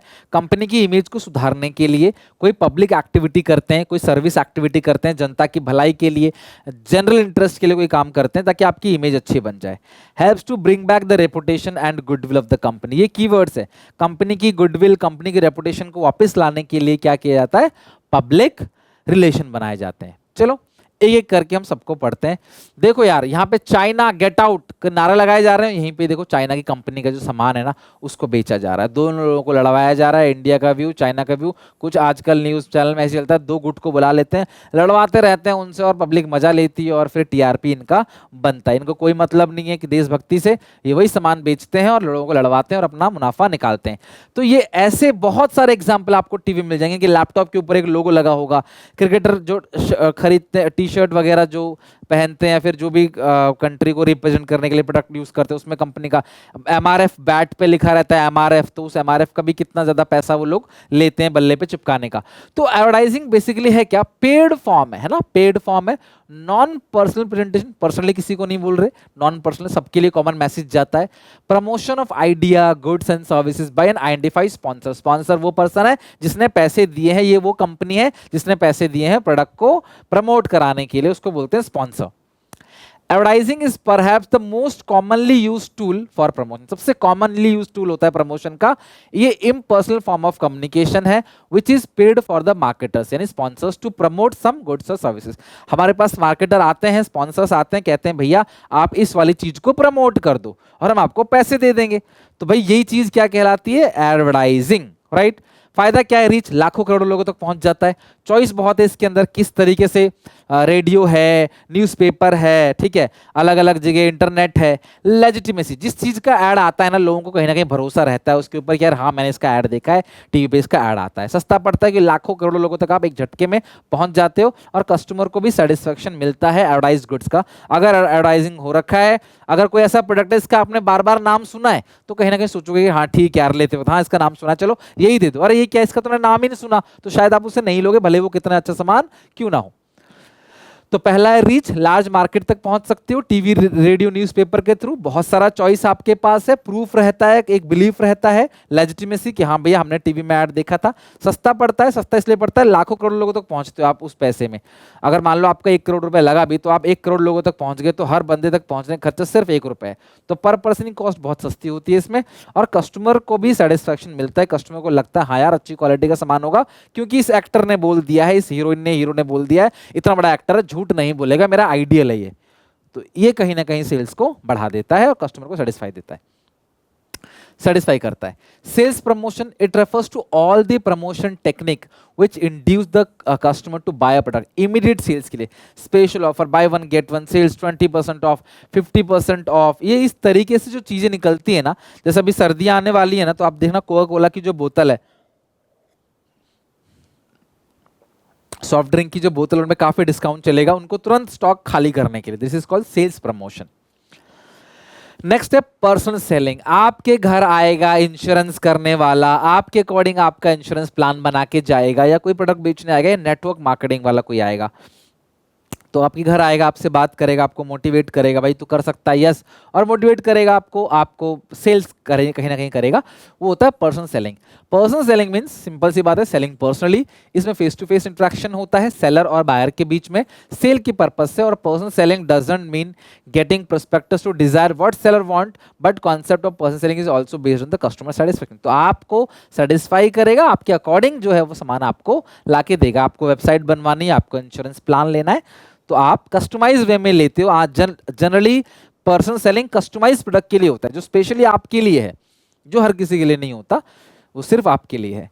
फीचर्स क्या है? Personal interaction, one two one interaction होगा, टू वे कम्युनिकेशन, आप भी बात कर सकते हो, आप भी क्रॉस क्वेश्चनिंग पूछ सकते हो वहां पे। बेटर रेस्पॉन्स, पर्सनल सेलिंग में लोग जो है वो रेस्पॉन्स अच्छा मिलता है। अगर 10 लोगों से मिलोगे तो 5-6 लोग तो पक्का सामान ले ही लेंगे। एक अच्छा रिलेशनशिप बन जाता है बायर सेलर के बीच में, और बेटर कन्विंसिंग पावर होती है। पर्सनल सेलिंग के अंदर आपके घर बंदा आया हुआ है, तो आपके अकॉर्डिंग आपको कन्विंस कर सकता है, आपको कहीं ना कहीं वो मतलब आप समझ लो कि कहीं ना कहीं आपके सारे डाउट को सॉल्व करेगा, आपके क्वेरीज को लेगा, और कहीं ना कहीं वो आपको इस लायक बना देगा कि अभी आप सामान खरीद लो। तो बेटर कन्विंस कर सकता है, तो कस्टमर की नीड के अकॉर्डिंग बात करेगा, आपकी जैसी नीड है आपके अकॉर्डिंग बात करेगा, और सेल्स कर लेगा। डिफरेंस बिटवीन एडवर्टाइजिंग और personal selling. Advertising impersonal form of communication है, और personal selling personal form of communication है। ये एडवर्टाइजिंग जो है ना, वो बहुत लेस फ्लेक्सिबल है। टीवी में ऐड आ रहा है कंगा खरीदो, तो गंजा भी ऐड देख रहा है, गंजे को कंगा नहीं कर रहा, लेकिन फिर भी ऐड देख रहा है वो, क्योंकि वो सबके लिए ऐड है, पर्सनलाइज तो है ही नहीं कुछ, है ना, फ्लेक्सिबल नहीं है, सबके लिए है। लेकिन ये मैसेज क्या है? फ्लेक्सिबल है। यहाँ पे मैसेज को आप चेंज कर सकते हो कस्टमर के टाइप के अकॉर्डिंग। ये लाखों लोगों तक पहुंच जाता है जल्दी, यहाँ पे आप लाखों लोगों तक नहीं पहुंच सकते, सिलेक्टेड लोगों तक पहुंचते हो। ये पर पर्सन की कॉस्ट बहुत कम है, पैसा बहुत मोटा खर्च होता है, लेकिन लाखों लोगों तक टीवी में पहुंच जाता है। टीवी में एक बार ऐड आया, हजारों लाखों लोगों ने देख लिया, करोड़ों लोगों ने देख लिया, तो पर पर्सन की कॉस्ट यहाँ बहुत कम है। यहाँ पर पर्सन की कॉस्ट बहुत ज्यादा है। एक इंसान पूरा आधा दिन लगा के 4-5-10 लोगों के घर जाता है, उसमें से कुछ लोग मना कर देंगे, तो यहाँ पर पर्सन की कॉस्ट बहुत हाई है, घाटा होता है। ये पूरी मार्केट को बहुत जल्दी कवर कर लेगा, लेकिन यहाँ पे मार्केट को बहुत जल्दी नहीं, बहुत समय लगता है कवर करने में। यहाँ मास मीडिया का यूज होता है, न्यूज़पेपर, रेडियो, टीवी, यहाँ कोई मास मीडिया यूज नहीं होता। फीडबैक की बात करें, no direct feedback can be obtain. यहाँ पे कोई फीडबैक नहीं मिलता, यहाँ पे डायरेक्ट फीडबैक जो है मिल जाता है कस्टमर से, क्योंकि आप सीधा घर जाते हो, बात करते हो, मिल के सेल्स करते हो। जो स्टैंडर्डाइज प्रोडक्ट है, जो स्टैंडर्डाइज गुड्स है, ग्रोसरीज है, जो नॉर्मल प्रोडक्ट है ना, कंज्यूमर गुड्स, उसके लिए ये अच्छा होता है। लेकिन जहाँ पे इंडस्ट्रियल गुड्स है, कस्टमाइज प्रोडक्ट है, उनके लिए, जहाँ पे प्रोडक्ट आपके अकॉर्डिंग बनाया जाएगा, तो भैया ये वेबसाइट आपके अकॉर्डिंग बनाई जाएगी, तो आपसे मिलकर सेल किया जाएगा, वो पर्सनल सेलिंग है। Last but not the least, public relation. मेरी बात ध्यान समझना, जब कंपनी की इमेज खराब हो जाती है, या कंपनी अपनी अच्छी इमेज को खो देती है, उस समय कंपनी अपनी गुडविल को वापस लाने के लिए इस टेक्निक का यूज करती है। इसको 5th P भी बोलते हैं, दैट इज कॉल्ड पब्लिसिटी या पब्लिक रिलेशन। पब्लिक रिलेशन का सिंपल सा मतलब है maintaining relation with the public, जनता के साथ रिलेशन मेंटेन करना। By maintaining public relation company can create goodwill. Public relation से कंपनी गुडविल को क्रिएट करती है। Public relation is consider as 5th P of marketing mix. It means maintaining relation with public, जनता के साथ relation maintain करके रखना। Public का मतलब सिर्फ आपके कस्टमर नहीं है, आपके कस्टमर भी है, आपके एम्प्लॉयज भी हैं, आपके साथ जो भी लोग जुड़े हैं, आपके रिटेलर, होलसेलर, हर कोई। अगर कंपनी का एम्प्लॉय ही कंपनी को गाली देगा, तो बाहर के लोग कंपनी पे क्या भरोसा करेंगे, खुद सोचो। तो हर किसी के साथ अच्छा रिलेशन बनाए रखना, सबको सेटिस्फाई करना, सप्लायर हो, रिटेलर हो, ब्रोकर हो, हर किसी को, उनके बिना आप सेल्स को नहीं बढ़ा सकते। Company can use this tool for making good image, मैंने बताया था ना, फ्रंट ऑफ पब्लिक, अच्छी इमेज बनाने के लिए, गुडविल क्रिएट करना, converting negative image into positive image, तो उसके लिए क्या होता है, पब्लिक रिलेशन होता है। ये लोग जनता के बीच में जाते हैं, स्कूल हॉस्पिटल खुलवाते हैं, है ना, दान दक्षिणा देना चालू कर देते हैं। इसके अलावा क्लास अलग अलग इवेंट में जाते हैं, अलग अलग जगह जाते हैं, कॉलेज में भी जाते हैं, कुछ ना कुछ ऐसा काम करेंगे जिससे न्यूज में अच्छी तरह से वो कवरेज हो पाए। तो कौन कौन से मेथड से पब्लिक के सामने अच्छी इमेज बनाने के लिए, अच्छी गुडविल बनाने के लिए, सबसे पहले न्यूज में कवर रहना पड़ेगा, पॉजिटिव न्यूज में। कुछ भी ऐसा काम करो जिससे पॉजिटिव न्यूज में आप कवर हो। कोविड में आपने सोनू सूद का नाम तो सुना ही होगा, पॉजिटिव न्यूज में काफी जो है चर्चित रहे। स्पीचेस, अलग अलग जगह जाओ, अपनी बातों से लोगों को इन्फ्लुएंस करो, भाषण दो। आपने देखा होगा अदानी जी का नाम खराब हुआ था तो वो कहीं ना कहीं टेलीविजन पे आए, नेशनल टेलीविजन पे आए, उन्होंने बोला, अलग अलग अपनी बात रखी, आपकी अदालत में भी आए, अलग अलग अपनी बात रखी, कुछ ना कुछ बताया लोगों को। तो इससे एक अच्छी इमेज बनती है जब आप लोगों के सामने आते हो। तो अलग अलग इवेंट करो, अपने राइटिंग मटेरियल्स पब्लिश करो, कुछ लिखो, कुछ बात कहो, लोग छापते हैं, बड़े लोग, आज अंबानी जी कुछ बोलेंगे, कुछ ट्वीट कर देंगे तो ये न्यूज बन जाएगा, राइट। और पब्लिक सर्विस एक्टिविटी में एंगेज रहो, डोनेशन दो, लोगों की मदद करो, देश के लिए कुछ ऐसा करो जिससे क्लास आप लोगों के नजरों में अच्छे बने रहो। सोनू सूद ने इतना अच्छा काम किया उस टाइम, लॉकडाउन टाइम पे। आज भले उनका नाम कितना भी लोग खराब कर रहे हो, लेकिन लोग उनको बहुत मानते हैं, वो अच्छी। वैसे उनको फिर मूवीज भी मिली उसके बाद, और जहां पे चर्चित हुए तो धीरे धीरे जनता से फायदा भी पहुंचता है। So these are the way और मेथड और टूल्स फॉर पब्लिक रिलेशन। तो news, speeches, event, public service activity बता दिया। Businessman involve in various social activity, है ना, जैसे वुमेन वेलफेयर प्रोग्राम चलाते हैं, चैरिटी शो चलाते हैं, ट्रीज प्लांट करना, लोगों को अवेयरनेस देना, ये सारी चीजें क्लास लोग जो है पब्लिक सर्विस एक्टिविटी के अंदर। इवेंट के अंदर आता है प्रेस कॉन्फ्रेंस हो गया, मल्टीमीडिया प्रेजेंटेशन हो गया, मैचेस में जाते हैं, स्टेज शो पे जाते हैं, अलग अलग जगह स्पीचेस देते हैं, है ना, न्यूज में बने रहते हैं, पॉजिटिव कवरेज, खराब नहीं, पॉजिटिव कवरेज। कुछ ऐसा करो ताकि न्यूज मीडिया वाले आपको अच्छा दिखाएं, ठीक है। So these are the ways or method and tools of public relation. Okay. सबसे पहले कंज्यूमर प्रोटेक्शन दो वर्ड से मिलके बना हुआ है। सबसे पहला है कंज्यूमर और दूसरा है प्रोटेक्शन। कंज्यूमर किसको कहते हैं? जो कंज्यूमर वो पर्सन है जो चीजों को सेल्फ कंजप्शन के लिए, अपनी जरूरतों के लिए खरीदता है, वो कंज्यूमर है। आगे अगर वो रीसेल कर देता है, उसको रीसेल करने के पर्पस से उसको खरीद रहा है, तो वो कंज्यूमर नहीं है।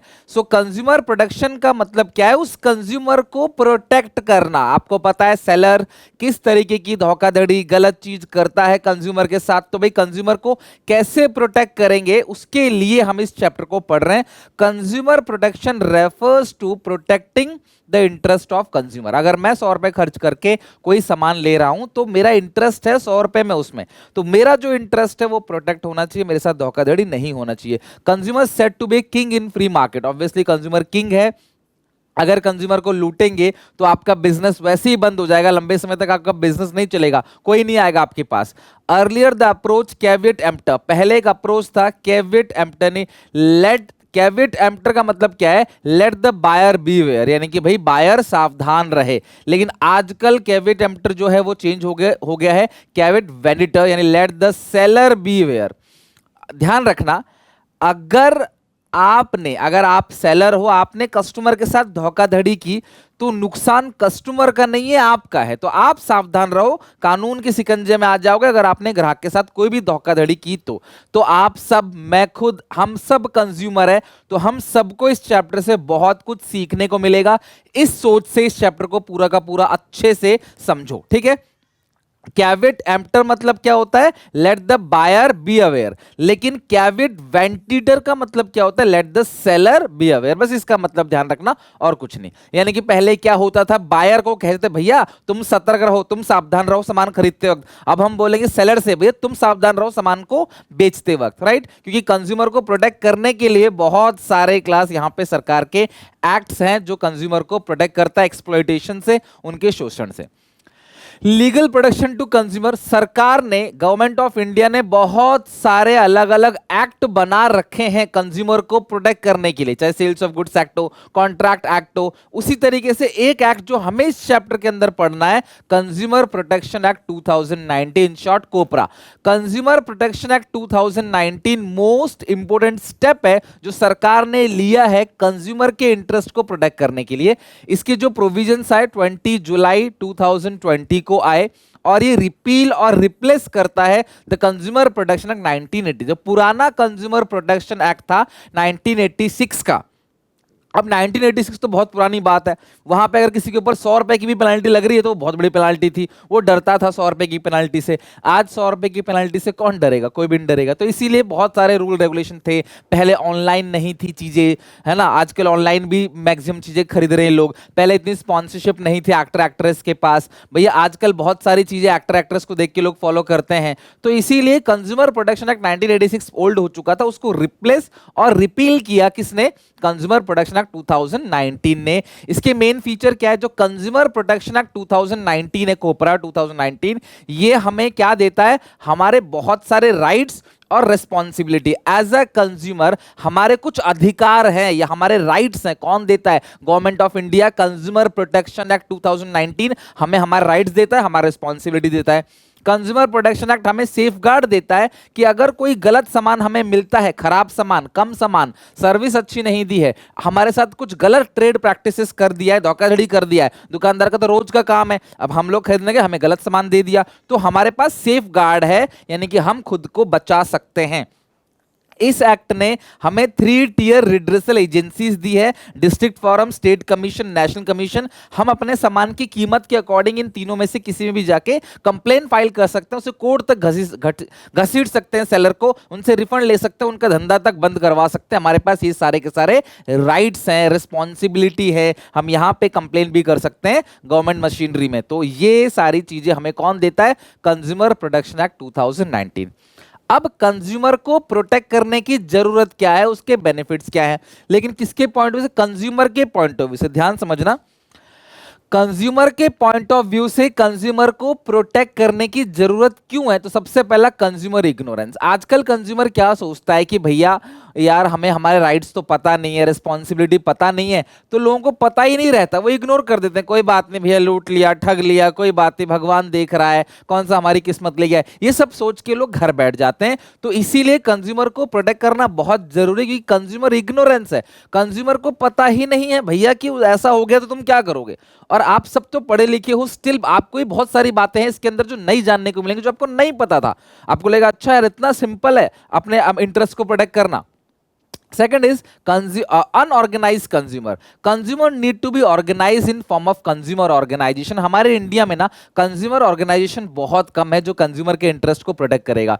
दो in India we do have consumer organisation which are working in this direction. Adequate protection is required to be given to consumers till these organizations become powerful enough to protect and promote the interest of consumer. तो भैया consumer जो है unorganised consumers हैं, consumer organisation हमारे यहाँ बहुत कम है, consumer को ज्यादा कुछ पता नहीं होता। और कौन झमेले में पड़ना चाहता है कोर्ट कचहरी को, उसको रोज ड्यूटी जाना है, उसके दिहाड़ी छूट जाएगी, काम करना है, कौन कंज्यूमर के पास टाइम है इतना करने का। तो एक ऐसी ऑर्गेनाइजेशन होती है जो कंज्यूमर की बिहाफ में सारा काम करती है, लेकिन ऐसी ऑर्गेनाइजेशन हमारे यहाँ बहुत कम है और हमारे यहाँ शोषण बहुत ज्यादा है। Wide spread exploitation of consumer, consumer might be exploited by unscrupulous, exploitative and unfair trade practices like गलत सामान देना, सामान में कम करके देना, मिलावट का सामान देना, गलत वादे करना, मिसलीडिंग एडवर्टाइजमेंट करना, ब्लैक मार्केटिंग करना कि सामान खत्म हो गया महंगे में बेच देना, मिला के एमआरपी से ज्यादा दाम में भी कई बार चीजें बेच दी जाती हैं बहुत सारी जगह पे। तो consumer need to protection against such malpractices of seller.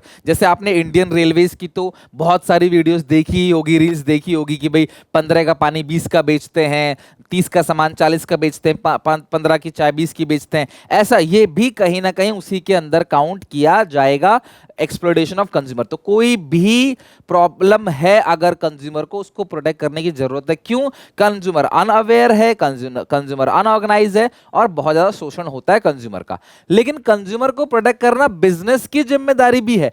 Business point of view से एज अ बिजनेसमैन अगर मैं देखूं खुद को, तो मुझे कैसे कंज्यूमर के इंटरेस्ट को प्रोटेक्ट क्यों करना चाहिए? सबसे long term interest of business. अगर मैं कंज्यूमर के इंटरेस्ट को प्रोटेक्ट करूंगा तो लंबे समय में मेरा ही फायदा होगा। आप सोचो ना, अगर मैं ग्राहक को अच्छा सामान दे रहा हूं, गलत सामान नहीं दे रहा, सारी चीजें प्रॉपरली बता रहा हूं, उसको प्रॉपर सेल आफ्टर की सर्विस दे रहा हूं, तो वो कंज्यूमर बार बार मेरे पास आएगा और बार बार मेरे सामान खरीदेगा और दूसरों को रेकमेंड भी करेगा, भाई इसकी दुकान में अच्छा सामान मिलता है, ये बंदा सुनता है, इससे आप सामान खरीदो, तो मेरी सेल्स बढ़ेगी, मुझे फायदा होगा।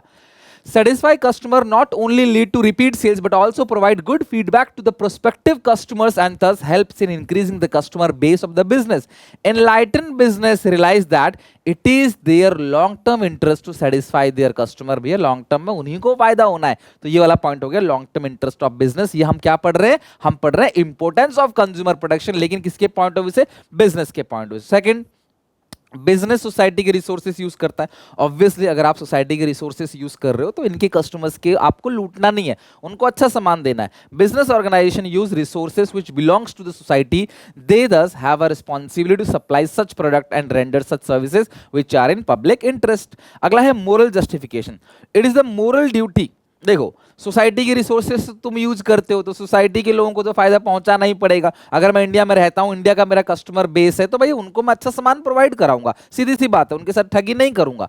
और ये मोरल जस्टिफिकेशन भी है, आप कैसे खुश रह सकते हो किसी के साथ गलत करके।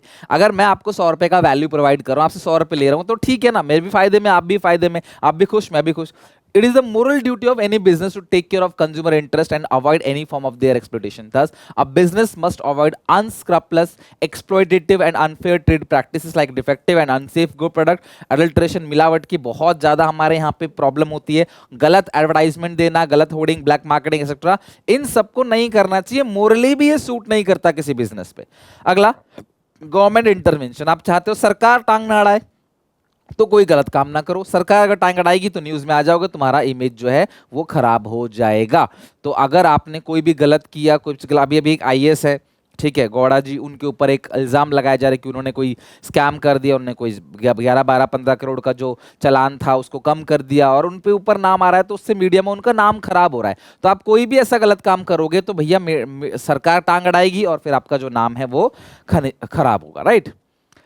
According to consumer protection, consumer है कौन, बहुत इंपॉर्टेंट है, क्योंकि कंज्यूमर प्रोटेक्शन एक्ट 2019 किसको प्रोटेक्ट करता है, कंज्यूमर के इंटरेस्ट को। तो कंज्यूमर की परिभाषा क्या है, कंज्यूमर वो है जिसने कुछ सामान खरीदा है या सेवाएं लिए कुछ पैसे देकर, याद रखना कुछ पैसे देकर। फ्री में सामान ले लिया, फ्री में सेवाएं ले ली, तो क्या आप कंप्लेंट फाइल कर सकते हो, नहीं कर सकते, क्योंकि आप कंज्यूमर नहीं हो। कोई भी यूजर, उसने खरीदा नहीं है लेकिन वो उस गुड्स को यूज कर रहा है, या फिर उसका बेनिफिशियरी है लेकिन वो बायर के अप्रूवल से यूज कर रहा है, तो वो कंप्लेंट फाइल कर सकता है। मेरे पापा ने मुझे फोन खरीद के दिया और मन का अप्रूवल से उस फोन को यूज कर रहा हूं, तो मैं भी कंप्लेंट फाइल कर सकता हूं, मैं भी कंज्यूमर हूं। भले ही मैंने पेमेंट नहीं करी तो क्या हुआ, मेरे फादर ने तो करी है ना, तो भाई मैं कंज्यूमर हूं, लेकिन पेमेंट करी होनी, लेकिन अप्रूवल लिया होना चाहिए, ठीक है, विदाउट अप्रूवल नहीं।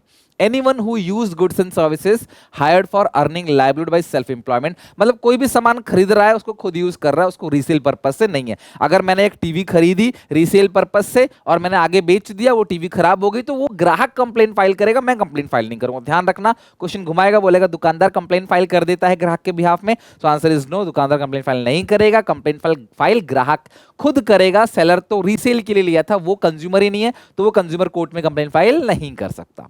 Following are not consider as a consumer, ये लोग कंज्यूमर नहीं है, जिसने सामान को रीसेल पर्पस से लिया है, जिसने सामान को यूज किया है बिना अप्रूवल ऑफ बायर के, बिल्कुल उसका अपोजिट, जिसने सेवाएं ली है बिना अप्रूवल ऑफ हायरर, सर्विस के लिए हायरर वर्ड यूज कर लिया गया है और उसके लिए बायर और सेलर वर्ड यूज किया गया। जिसने सामान को खरीदा बिना कंसिडरेशन यानी फ्री में सामान ले लिया, और जिसने सर्विसेज को हायर किया है बिना कंसिडरेशन, यानी कि फ्री में सर्विस ले लिया, फ्री में गुड्स खरीद लिया, तो ये दोनों गुड्स और सर्विसेज के लिए दो अलग अलग पॉइंट बन गए, बाकी पॉइंट सेम ही है, मतलब इन तीनों का बिल्कुल अपोजिट आ गया, वो कंज्यूमर नहीं है। कंज्यूमर के पास बहुत सारे राइट्स हैं जो कंज्यूमर प्रोटेक्शन एक्ट 2019 ने दिया हुआ है, आप इन राइट्स का पालन करो, ये आपका अधिकार है। और कोई आपको आपके अधिकार से वंचित नहीं कर सकता, कानून आपको अधिकार देता है। सबसे पहला राइट, ध्यान रखना, राइट टू सेफ्टी। अगर आप कोई भी सामान खरीदते हो ना, तो आपका राइट है कि उस प्रोडक्ट से आपके जान माल को कोई भी नुकसान ना हो, आपकी प्रॉपर्टी, आपके एसेट्स, आपकी लाइफ को कोई भी नुकसान ना पहुंचे। अगर कोई भी चीज आपको नुकसान पहुंचा देता है, आपकी बॉडी को या फिर आपके एसेट को, तो वो कौन सा राइट का वायलेशन हुआ है? वो राइट टू सेफ्टी का उल्लंघन हुआ है। According to this right, the consumer have the right to be protected against the marketing of goods and services which are hazardous to life and property. This right is important for safe and secure life. This right includes long-term interest as well as their present requirements. Sometimes manufacturing defect in pressure cooker, gas cylinder and other electrical appliances may cause to life, health, property of consumer. इसके keywords क्या है? बहुत important है। आपको बोलेगा ये कौन कौन सा राइट्स है, पहचानो और उस राइट को एक्सप्लेन करो। कौन सा राइट उल्लंघन किया गया है, कौन से राइट का पालन किया गया, उसको एक्सप्लेन करो। तो पहचानना पड़ेगा। जहां सेफ्टी सिक्योरिटी की बात हो, right to safety. Supply of safe goods, it is violated when consumer suffer injury. Consumer को इंजरी हो गई कोई, या कोई क्लास सिकनेस हो गई कंज्यूमर को, प्रोडक्ट को यूज करने के बाद मिलावट का सामान, एक्सपायरी प्रोडक्ट दे दिया है, इससे कंज्यूमर को नुकसान हुआ, तो भाई ये राइट जो है वायलेशन हुआ है। अगला, राइट टू बी अश्योर्ड। ध्यान रखना, right to be assured, the consumer has freedom to access variety of product from the competitive prices. This implies that marketers should offer a wide range of product in terms of quality, brand, price, size, etc. and allow consumer to make choice from the above these. आप ध्यान रखना, इस right का violation कब होगा? जब consumer को force किया जाएगा, भाई तू इसी ब्रांड का ले ले, तू यही सामान ले ले, यही बहुत अच्छा है। तो इसका मतलब राइट टू अश्योर्ड का वायलेशन हो रहा है। Consumer must be allowed to select the product independently, अपनी मर्जी से लो, अपनी चॉइस से लो। वायलेट तब होगा जब सेल्समैन जो है उसको इंसिस्ट करेगा, भाई तुम इसी पर्टिकुलर ब्रांड का ले लो, ये बहुत अच्छा चल रहा है, मैं बोल रहा हूँ ना इसको ले लो। भैया इसका मतलब कहीं ना कहीं वो तुम्हें चिपका रहा है, वही नहीं बिक रहा है, वही तुम्हें चिपका रहा है, उसी में उसका मार्जिन छुपा हुआ है ज्यादा। Right to information, information regarding product. ध्यान रखना, सेलर अपने प्रोडक्ट में ये सारी इंफॉर्मेशन देता है। ये किस राइट के तहत है? Right to information. कंज्यूमर का राइट है उसको प्रोडक्ट के बारे में सारी information, quality, quantity, purity, standard, pricing of goods, वो सारी की सारी चीजें ले सके। कीवर्ड क्या है? सेलर और manufacturer must give complete information regarding the content और यूज ऑफ प्रोडक्ट। ये वायलेशन कब होगा? जब कंप्लीट इंफॉर्मेशन गिवन नहीं होगा, रॉन्ग इंफॉर्मेशन गिवन होगा, तो समझ जाना कि भैया ये कंज्यूमर का, ये मतलब इंफॉर्मेशन ही गिवन नहीं है। अगर आपको इंफॉर्मेशन नहीं दे रखा तो राइट टू इंफॉर्मेशन का उल्लंघन हुआ है, आपका राइट है। ध्यान से सुनना, सबसे ज्यादा पूछा जाता है, कंफ्यूजन भी होता है। राइट टू हर्ड और राइट टू रिप्रेजेंटेशन का मतलब सिर्फ इतना है कि आप कंप्लेन फाइल कर सकते हो। आपका राइट है कि आप कंप्लेन फाइल कर सकते हो एटलीस्ट, कि भाई मेरे साथ ये धोखाधड़ी हुई है। सही कौन है गलत कौन है बाद में पता चलेगा, बट हाँ आप कंप्लेन फाइल कर सकते हो, ये राइट आपके पास है। The consumer has a right to file a complain and to be heard in case of dissatisfaction. उसका अधिकार है कि आप बात बोलोगे वो सुनेगा, आपके पास राइट है कि आपकी बात को सुना जाए, आप कंप्लेन फाइल करो। और ये राइट का वायलेशन कब होगा? जब मार्केटर ने कोई भी ऐसा अरेंजमेंट नहीं किया जिससे आप कंप्लेन फाइल कर सकते हो, कोई ईमेल आईडी नहीं दी, कोई हेल्पलाइन नंबर नहीं दिया। आप ₹1 का सेंटर फ्रूट भी खरीदोगे ना, वहां पे भी ईमेल आईडी और हेल्पलाइन नंबर लिखा रहता है, तो जाके आप कंप्लेन फाइल कर सको। लेकिन अगर कोई कंप्लेन फाइल करने का नंबर ही नहीं है, कोई ईमेल आईडी ही नहीं है, तो भैया कौन सा राइट का वायलेशन हो गया? राइट टू बी हर्ड और right to be representation. The right is followed when marketer gives toll free number और ईमेल आईडी और कंप्लेन बॉक्स दे रखा है ताकि आप कंप्लेन फाइल कर सको। इसका मतलब राइट का पालन किया जा रहा है। राइट टू सीक रिड्रेसल का मतलब क्या है? आपको कॉम्पनसेशन मिलेगा। According to this right, the consumer has right to get compensation और seek redressal against the unfair trade practices. उसको कुछ कॉम्पनसेशन मिलेगा। ध्यान रखना, consumer has right to get compensation for the damage he suffered due to wrong product और services. It includes, तो क्या क्या कॉम्पनसेशन मिलेगा? ये सवाल भी पेपर में अगर पूछ लिया था तो आपको मैं वही बता दे रहा हूं। सबसे पहला आपका प्रोडक्ट एक्सचेंज होगा, खराब था भाई इसको ले लो, दूसरा दे दो। रिपेयर करके दे देगा आपका प्रोडक्ट या सर्विस, अगर रिपेयरेबल है तो, नहीं तो रिप्लेस करके देगा। आपको उस प्रोडक्ट से जो नुकसान हुआ आपको कॉम्पनसेशन किया जाएगा। उस सामान को मार्केट से विड्रॉ किया जाएगा क्योंकि वो गलत है, आपके साथ साथ और लोगों का भी नुकसान होगा। एक बात ध्यान रखना, जो मेन डिफरेंस है किस किस के बीच में, राइट टू बी हर्ड यानी कंप्लेन फाइल करना, राइट टू रिड्रेसल मतलब कॉम्पनसेशन लेना, is that heard is concern regarding filing complain. यहां पे कंप्लेन फाइल की जाती है और redressal focus on next step. Redressal का मतलब कॉम्पनसेशन लेने की बात कर रहा है, रिजल्ट ऑफ कंप्लेन कॉम्पनसेशन, ठीक है, यानी कॉम्पनसेशन की बात है। रिजल्ट ऑफ कंप्लेंट कॉम्पनसेशन, यानी कि जो आपने कंप्लेन करी थी उसका आपको जो कॉम्पनसेशन मिलेगा वो राइट टू सीक रिड्रेसल है, और कंप्लेन करना खाली वो आपका राइट टू हर्ड और राइट टू रिप्रेजेंटेशन है। नेक्स्ट है right to consumer education. According to this right the consumer के पास अधिकार है कि वो नॉलेज लेगा और स्किल लेगा to inform to customer as easier for literate consumer to know their right and take action, but the right assure that illiterate consumer can seek information about the existing act and agencies। सीधी सी बात है यार, आप पढ़े लिखे लोगों के लिए आसान है कि भाई वो समझ जाएगा कि भाई कि कहाँ कंप्लेन फाइल करनी है, हमारे राइट्स क्या है, हमारी रिस्पॉन्सिबिलिटी क्या है। लेकिन जो अनपढ़ कंज्यूमर है उसके लिए राइट बहुत जरूरी है कि भाई उसको एजुकेशन मिले, सरकार उसको किसी भी तरीके से एजुकेट करे, न्यूज़पेपर स्कूल के सिलेबस के अंदर डाल के, कोई कैंपेन चला के, जैसे जागो ग्राहक जागो कैंपेन चलता है ना, तो भाई इसके थ्रू लोगों को एजुकेट किया जाए, लोगों को बताया जाए गांव में जा जाके कि भाई तुम्हारे ये अधिकार है, तुम्हारे साथ शोषण होता है, तुम ये कर सकते हो, ये तुम्हारे राइट्स हैं, ये रिस्पॉन्सिबिलिटी, यहां यहां कंप्लेन फाइल कर सकते हो, उसके लिए राइट टू कंज्यूमर एजुकेशन है। सो कीवर्ड क्या है? Consumer has right to be inform about the provision of consumer protection act, that is what are his right. Generally NGOs government educate करते हैं कस्टमर को, कंज्यूमर को, टीवी पे, magazine पे, newspaper पे, सेमिनार कॉन्फ्रेंस कंडक्ट करा के लोगों को अलग अलग तरीके से, जिनको नहीं पता होता उनके राइट रिस्पॉन्सिबिलिटी के बारे में, उनको समझाया जाता है। So these are the rights of consumer. अब कंज्यूमर को सरकार ने जब इतने सारे राइट्स दिए हैं ना, तो कंज्यूमर को कुछ जिम्मेदारी भी दी है, कुछ रिस्पॉन्सिबिलिटी भी दी है। भैया तुमको राइट्स दिए हैं, पावर दिए हैं, तो तुम्हारी खुद की भी कुछ जिम्मेदारी है। सबसे पहली जिम्मेदारी क्या है क्लास? यहां पे consumer must exercise his right. आपको राइट मिला है कि आप कंप्लेन फाइल कर सकते हो, तो कंप्लेन फाइल करते क्यों नहीं हो? धोखाधड़ी होती चुप क्यों बैठ जाते हो घर पे? कंप्लेन फाइल करो, उसको डिस्करेज करो। कंप्लेन फाइल नहीं करोगे तो इनकरेज होगा, वो और लूटेगा। उसकी कंप्लेन फाइल करो। आजकल ऑनलाइन भी कंप्लेन फाइल हो जाती है। आप ऑनलाइन डालोगे ना कंज्यूमर कंप्लेन, वहां पे उसका बिल विल लेके प्रॉपर तरीके से, अगर आपके साथ सच में फ्रॉड हुआ है तो कंप्लेन फाइल करो। आपको गलत सामान दिया है तो कंप्लेन फाइल करो, डेफिनेटली सुनेगा वो। अगला है कॉर्टियस कंज्यूमर। आप खुद भी सावधान रहो, ब्लाइंडली सेलर की बात पे बिलीव मत करो। आंख बंद करे सेलर ने ये बोला तो आपने मान लिया, ब्लाइंडली बिलीव मत करो। क्वालिटी क्वांटिटी वगैरह आप खुद भी परख लो, थोड़ा कॉमन सेंस आप लगा लो। कंप्लेन फाइल करो, रिड्रेसल फॉर जेन्युइन ग्रीवेंसेस। अगर जेन्युइनली तुम्हें प्रॉब्लम हुई है तो तुम जरूर कंप्लेन फाइल करो। अगर तुम गलत सामान दिया है तो कंप्लेन फाइल करो, ऐसा नहीं करना। उसको करप्ट बिजनेसमैन को कहीं ना कहीं एनकरेजमेंट मिलेगी, वो बार बार इस तरीके का हरकत करेगा। तो भैया आप कंप्लेन फाइल करो। अगला है consumer must be quality conscious. आप एज ए कंज्यूमर आप अच्छी क्वालिटी का सामान खरीदो, सस्ते के चक्कर में मत भागो। कुछ क्वालिटी मार्क्स होते हैं, गोल्ड के लिए जो मार्क होता है वो बेसिकली हॉल मार्क होता है, इलेक्ट्रॉनिक प्रोडक्ट के लिए आईएसआई मार्क होता है, एग्रीकल्चर के लिए एग मार्क होता है, आईएसओ होता है, उल मार्क होता है उलन प्रोडक्ट के लिए, प्योर उल के प्रोडक्ट के लिए। तो ये सारी की सारी जो मार्किंग है ना, क्वालिटी मार्क्स इनको बोलते हैं। भैया इनको भी कहीं ना कहीं आप देखो। Consumer must be quality conscious. अगला, do not carried away by advertisement. Ad मत देखो भाई, ऐड में तो कुछ भी बोलेगा कि भैया ऐसे गोरे हो जाओगे क्रीम लगा के। कोई गोरा हुआ है क्रीम लगा के कभी? तो भैया आप ऐसे अनवांटेड एडवर्टाइजमेंट जो एक्सैग्रेट करके चीजों को बताते हैं झूठ मूठ का, वो सिर्फ फनी वे में होता है, उसको प्लीज सीरियसली मत लो। और बिल जरूर लो, क्योंकि अगर आप बिल नहीं लोगे तो भैया कल को कंप्लेन फाइल कैसे करोगे? सबूत क्या है कि दुकानदार से तुमने सामान खरीदा, उसका बिल। तो भैया उससे पक्का बिल जरूर लो, वो एक एविडेंस के रूप में काम आएगा, कल को कंप्लेन फाइल करने में बिल बहुत हेल्प करेगा। तो कंज्यूमर की जो रिस्पॉन्सिबिलिटी, उसमें और भी कुछ रिस्पॉन्सिबिलिटी है, जैसे आप एनवायरनमेंट को रेस्पेक्ट करो, वेस्ट लिटरिंग नहीं करो, पॉल्यूशन को क्लास प्रमोट नहीं करो, assert yourself into that you are getting a fair deal. आप ये बात ध्यान रखो कि आपको अच्छी डील मिल रही है।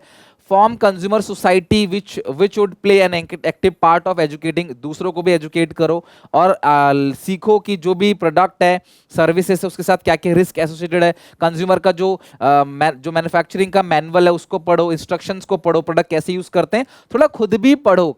कॉम्पनसेशन तो मिल जाएगा, लेकिन आपकी बॉडी को नुकसान हो गया तो भैया उसकी भरपाई कैसे होगी? हर चीज पैसे से तो नहीं हो सकती। तो ये सब भी आपकी रिस्पॉन्सिबिलिटीज है, इनका भी पालन करना है। 3 tier consumer grievances machinery under the consumer protection act. Consumer protection act 2019 में आप 3 जगह पे कंप्लेन फाइल कर सकते हो, district commission, district forum, state commission और नेशनल कमीशन। ध्यान से समझना, डिस्ट्रिक्ट फोरम के अंदर होता क्या है, यहां पे एक होता है प्रेसिडेंट और 2 होते हैं अदर मेंबर। और एक उसमें से विमेन होना जरूरी है। प्रेसिडेंट कौन हो सकता है? रिटायर और वर्किंग जज ऑफ डिस्ट्रिक्ट कोर्ट, और उनको अपॉइंट कौन करता है? State government. ध्यान से समझना कौन कौन लोग होते हैं और कितने का समान है, ये बहुत इंपॉर्टेंट है, बहुत ध्यान समझना, ठीक है। तो प्रेसिडेंट और रिटायर वर्किंग जज of a district court, they are appointed by state government. और इसमें जो कंप्लेन है वो सामान की 1 करोड़ या उससे लेस। ध्यान रखना, अगर तुम्हारे सामान की कीमत 1 करोड़ है या 1 करोड़ से कम है तो आप कहां कंप्लेन फाइल करोगे? डिस्ट्रिक्ट कोर्ट के अंदर आप कंप्लेन फाइल करोगे। एजेंसी आपके सामान को टेस्टिंग के लिए भेजेगा लैब के अंदर, और फिर उसके अकॉर्डिंग जज आपको डिसीजन सुनाएगा।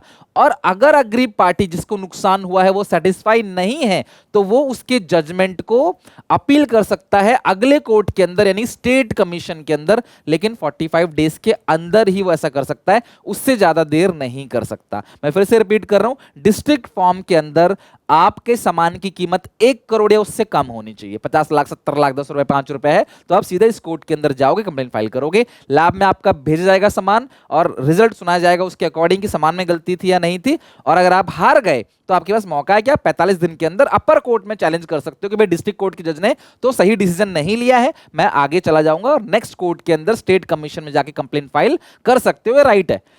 इट कंसिस्ट, अब इसके अंदर भी एक प्रेसिडेंट है, 2 अदर मेंबर है, 1 मेंबर वुमेन है, और प्रेसिडेंट जो है वो रिटायर और वर्किंग जज है। उस समय डिस्ट्रिक्ट कोर्ट का था, अब हाई कोर्ट का जज है। ये रिटायर या वर्किंग कोई भी हो सकता है।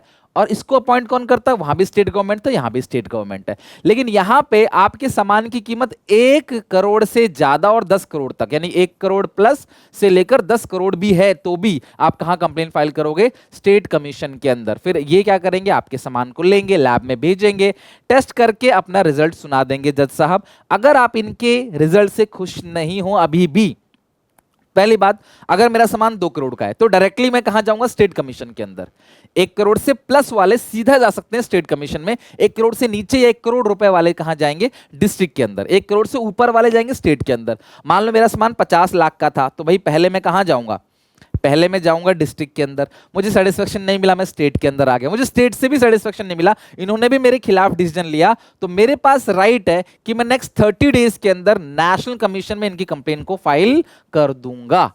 और नेशनल कमीशन में डायरेक्ट कौन जा सकता है? जिनके सामान की कीमत 10 करोड़ से ज्यादा, वो डायरेक्टली घुस सकते हैं, या जो पहले से आए हैं जिनको सेटिस्फेक्शन नहीं मिला पुराने जजेस से। तो नेशनल कमीशन के अंदर भी एक प्रेसिडेंट है, लेकिन 2 की जगह 4 मेंबर है। अगेन एक वुमेन होगी उसमें से, और इसको अपॉइंट कौन करेगा? सेंट्रल गवर्नमेंट, स्टेट गवर्नमेंट नहीं, सेंट्रल गवर्नमेंट। और यहां पे जो सामान की कीमत है वो होनी चाहिए 10 करोड़ से ज्यादा, तभी आप यहां एंट्री कर सकते हो। लेकिन मेरे सामान की कीमत 5 लाख थी, मेरे को डिस्ट्रिक्ट से सेटिस्फेक्शन नहीं मिला, मैं स्टेट में आ गया, स्टेट से नहीं मिला तो मैं नेशनल में आ गया। लेकिन अगर मुझे नेशनल से भी सेटिस्फेक्शन नहीं मिलेगा तो मैं आगे कहीं नहीं जा सकता, मैं मानूंगा कि भाई मेरी गलती है, जज साहब ठीक है। तो मेरे को लास्ट मौका नेशनल तक ही है। लेकिन सर जो स्टेट में गया था, इसी सामान की कीमत 5 करोड़ थी, वो स्टेट में जाएगा, सेटिस्फेक्शन नहीं मिला तो नेशनल में जाएगा, सेटिस्फेक्शन नहीं मिला तो अपने घर जाएगा। भाई नेशनल से आगे आप, ये लास्ट है, इसके आगे कहीं नहीं जा सकते। लेकिन सर मेरे सामान की कीमत 11 करोड़ थी, मैं सीधा आया नेशनल कमीशन में और यहाँ पे जज ने गलत डिसीजन दिया, तो मेरे को मौका मिलेगा कि भाई मैं सुप्रीम कोर्ट में जा सकता हूं, सर्वोच्च न्यायालय के अंदर मैं अपील कर सकता हूं। यानी कि अगर तुम्हारे सामान की कीमत 10 करोड़ से ऊपर है, तुम पहली बार ही नेशनल के अंदर आए हो और फिर जज ने गलत डिसीजन सुना दिया तुम्हारे अगेंस्ट में, तो तुम्हारे पास मौका है कि तुम सुप्रीम कोर्ट तक जा सकते हो, लास्ट ऑप्शन। फिर उसके आगे कहीं नहीं जा सकते, वो लास्ट है, वही मानना पड़ेगा जो भी वो सुना देंगे जज, ठीक है। आगे, national commission inform the party against हुम कंप्लेन इज फाइल एंड, ठीक है, उसको बुलाया जाएगा और सामान को टेस्टिंग के लिए भेजा जाएगा। और जज जो है, अगर आप जज के डिसीजन से सेटिस्फाई नहीं हो तो आप 30 दिन के अंदर सुप्रीम कोर्ट में कंप्लेन फाइल कर सकते हो। लेकिन only those appeal where the value of goods and services exceed 10 crore and aggrieved party was not satisfied with the order of the national commission can taken to the supreme court of India. वही supreme court तक जा सकता है और कोई भी supreme court तक जा नहीं सकता, ये बात आप ध्यान रखना। अच्छा, एक ना मेडिएशन सेल बनाया गया है 2019 में। अब क्या ना, कोर्ट के पास बहुत सारे केस हैं, तो कोर्ट क्या करता है, कोर्ट कहता है भैया कंप्लेन फाइल करने से पहले ना एक सेल है, मेडिएशन सेल, मध्यस्थता, वो बुला लेगा, बोलेगा भाई तुम भी आ जाओ, तुम भी आ जाओ, सेलर बायर बोलते भैया आपस में सुलझा लो, किसी न किसी की गलती है, आपस में सुलझा लो, कोर्ट तक बात लेके मत जाओ, नहीं तो बहुत बुरा आगे फंस जाओगे। Chapter 5 of consumer protection act 2019 provide a mediation process of settlement of dispute at 3 level, national, state और district, all 3 being attached to the respective commission. It is a new provision according to 2019 as an alternative mechanism to ensure faster speedy dispute settlement by the representative commissions. यानी कि भैया आपको सीधा सीधा बोला जाएगा भैया आपस में सुलझा लो, ताकि आपको बाद में कोर्ट कचहरी के धक्के ना लगाना पड़े, इसीलिए कंज्यूमर सेटअप किया गया है consumer mediation cell. Okay, These are the following remedies are available to the consumer on complaint filed by him. ये सारी की सारी रेमेडीज है। अगर तुमको गलत सामान दे दिया जाता है, तुम्हारे साथ धोखाधड़ी हो जाती है, तो तुम्हारे पास ये सारी रेमेडी है। सबसे पहली बात रिफंड, तुम्हारे पैसे तुमको लौटा दिए जाएंगे। कॉम्पनसेशन मिलेगा तुम्हें जो इंजरी हुई है, तुम्हारे सामान जो मार्केट में गलत सामान निकला हुआ है तुम्हारे जैसा, उसको मार्केट से विड्रॉ कर लेंगे। और payment to adequate cost to aggrieved party, जिसका नुकसान हुआ है ना, उसको जो भी खर्चा हुआ कोर्ट कचहरी में, वो सारा का सारा पैसा भी उसको मिलेगा। और मिसलीडिंग एडवर्टाइजमेंट जो करी है, गलत एड जो इन्होंने छपवाया है, उसको हटाया जाएगा और इस अनफेयर ट्रेड प्रैक्टिसेस को डिसकंटिन्यू किया जाएगा, ताकि आगे से आप ऐसा ना करो। कोर्ट इस बात को इंश्योर करेगी। ये सारे के सारे क्वालिटी मार्क्स हैं जो आपको चेक करना है प्रोडक्ट के ऊपर। ISI mark basically durable goods के होता है, इलेक्ट्रॉनिक आइटम के ऊपर लगा होता है। एग मार्क होता है एग्रीकल्चर कमोडिटी के ऊपर, लाइव स्टॉक प्रोडक्ट के ऊपर। BIS hallmark, bureau of Indian standards, basically gold jewellery के ऊपर होता है। उल मार्क होता है 100% प्योर उल के प्रोडक्ट पे। इको मार्क होता है इन्वायरमेंटल फ्रेंडली प्रोडक्ट के अंदर, जिस प्रोडक्ट ने इन्वायरमेंट को कोई नुकसान नहीं पहुंचाया उसके लिए इको मार्क होता है। और सर्टिफिकेशन मार्क होता है प्रोसेस फूड इंडस्ट्री के लिए और एंड हाइजीन एंड सैनिटेशन के लिए जो क्लास इंडस्ट्री लगाती है ड्यूरिंग मैन्युफैक्चरिंग, उसको बोलते हैं एफपीओ, फूड प्रोसेस ऑर्डर। ये एनसीईआरटी के अकॉर्डिंग लिखा है food process order, FPO mark होता है फूड प्रोडक्ट के ऊपर। ठीक है, अब हु कैन फाइल कंप्लेन, कौन कंप्लेन फाइल कर सकता है? सीधी सीधी बात है, कंज्यूमर ही कंप्लेन फाइल कर सकता है। रजिस्टर्ड कंज्यूमर ऑर्गेनाइजेशन भी कंप्लेन फाइल कर सकती है, जो कंज्यूमर ऑर्गेनाइजेशन है। स्टेट गवर्नमेंट या सेंट्रल गवर्नमेंट भी कंप्लेन फाइल कर सकती है। एक या एक से ज्यादा कंज्यूमर दूसरे के बिहाफ में भी कंप्लेन फाइल कर सकता है। मान लो हजारों कंज्यूमर के साथ धोखाधड़ी हुई है, तो मैं 1000 के बिहाफ में भी कंप्लेन फाइल कर सकता हूं। और अगर मेरी डेथ हो जाती है, जो मेरा वारिस है वो भी कंप्लेन फाइल कर सकता है, डिसीज का जो वारिस है। ठीक है, ये कुछ कंज्यूमर ऑर्गेनाइजेशन के नाम है। Consumer coordination council Delhi, voluntary organisation in interest of consumer education voice, consumer association Kolkata, consumer guidance society. एक दो याद कर लेना बहुत है, या मुंबई ग्राहक पंचायत, ऐसे बहुत सारे इंटरनेट में मिल जाएंगे, लेकिन आप एक दो याद कर लेना बहुत है। अगला है कंज्यूमर ऑर्गेनाइजेशन या एनजीओस का रोल क्या है। जो कंज्यूमर ऑर्गेनाइजेशन है उनका रोल क्या है? गांव के लोगों को एजुकेट करेंगे, आम जनता को ये एजुकेट करेंगे, उनको बताएंगे प्रोग्राम सेमिनार के थ्रू, वर्कशॉप के थ्रू उनके राइट रिस्पॉन्सिबिलिटी क्या है। उनको न्यूज़पेपर वगैरह या प्रॉपर मैगजीन वगैरह प्रिंट करा के उनको देंगे कि भाई तुम्हारे ये राइट्स हैं, तुमको ये रिलीफ है, ये केस हुआ था, उसका जजमेंट ये निकला था, तुम ये सारी बातें ध्यान रखो। टेस्टिंग करेंगे प्रोडक्ट की, जो भी प्रोडक्ट है ना उसकी टेस्टिंग करेंगे। भाई कहीं भी जाएंगे देखेंगे भाई यहाँ सेल बहुत हो रही है, क्या बेच रहा है, ये कंप्लेन आती है, वहां जाकर टेस्ट करेंगे और उसके खिलाफ एक्शन लेंगे। एनकरेज करेंगे कंज्यूमर को कि भाई प्रोटेस्ट करो, अगर गलत हुआ है तो खड़े रहो, डट के पीछे मत हटो। और उनको लीगल असिस्टेंस भी देंगे, उनको लीगल हेल्प भी देंगे। वो कंज्यूमर कमजोर है तो उसको लीगल सपोर्ट भी देंगे, उसको लीगल एडवाइस भी देंगे, उसके खिलाफ कंप्लेन भी फाइल करेगा ये ऑर्गेनाइजेशन। और ये इनिशिएटिव लेंगे केसेस को फाइल करने में कंज्यूमर कोर्ट के अंदर। गांव में बहुत सारे लोगों के बिहाफ पे अकेले भी ये कंप्लेन फाइल करेंगे, बहुत सारे लोगों के बिहाफ पे, अकेले के लिए भी कर सकते हैं, अलग अलग एक ग्रुप ऑफ लोगों के बिहाफ में भी कंप्लेन फाइल कर सकते हैं। लोगों को मोटिवेट करेंगे, क्वालिटी मार्क्स वाला प्रोडक्ट खरीदो। अगर प्रोडक्ट में क्वालिटी मार्क है तो अश्योरेंस है, अच्छा प्रोडक्ट है वो खरीदो। 2-4 पैसे बचाने के लिए ना गलत सामान, सस्ता सामान मत खरीदो, सस्ता सामान से बहुत पछताओगे। तो ये लोगों को ना गाइड करेंगे, उनको मोटिवेट भी करेंगे। दैट्स इट, ये चैप्टर यहाँ पे हमारा खत्म हो गया और साथ में आज बिजनेस स्टडीज का भी पूरा सिलेबस अच्छे से वन शॉट के थ्रू अच्छे से रिवीजन हो गया। बहुत छोटा प्यारा चैप्टर था, आई होप आपको पसंद आया होगा, अच्छा लगा होगा तो इसे याद करके आना, वीडियो को लाइक करना, अपने दोस्तों को शेयर भी करना। मिलते हैं नेक्स्ट वीडियो में, till then take care, bye bye.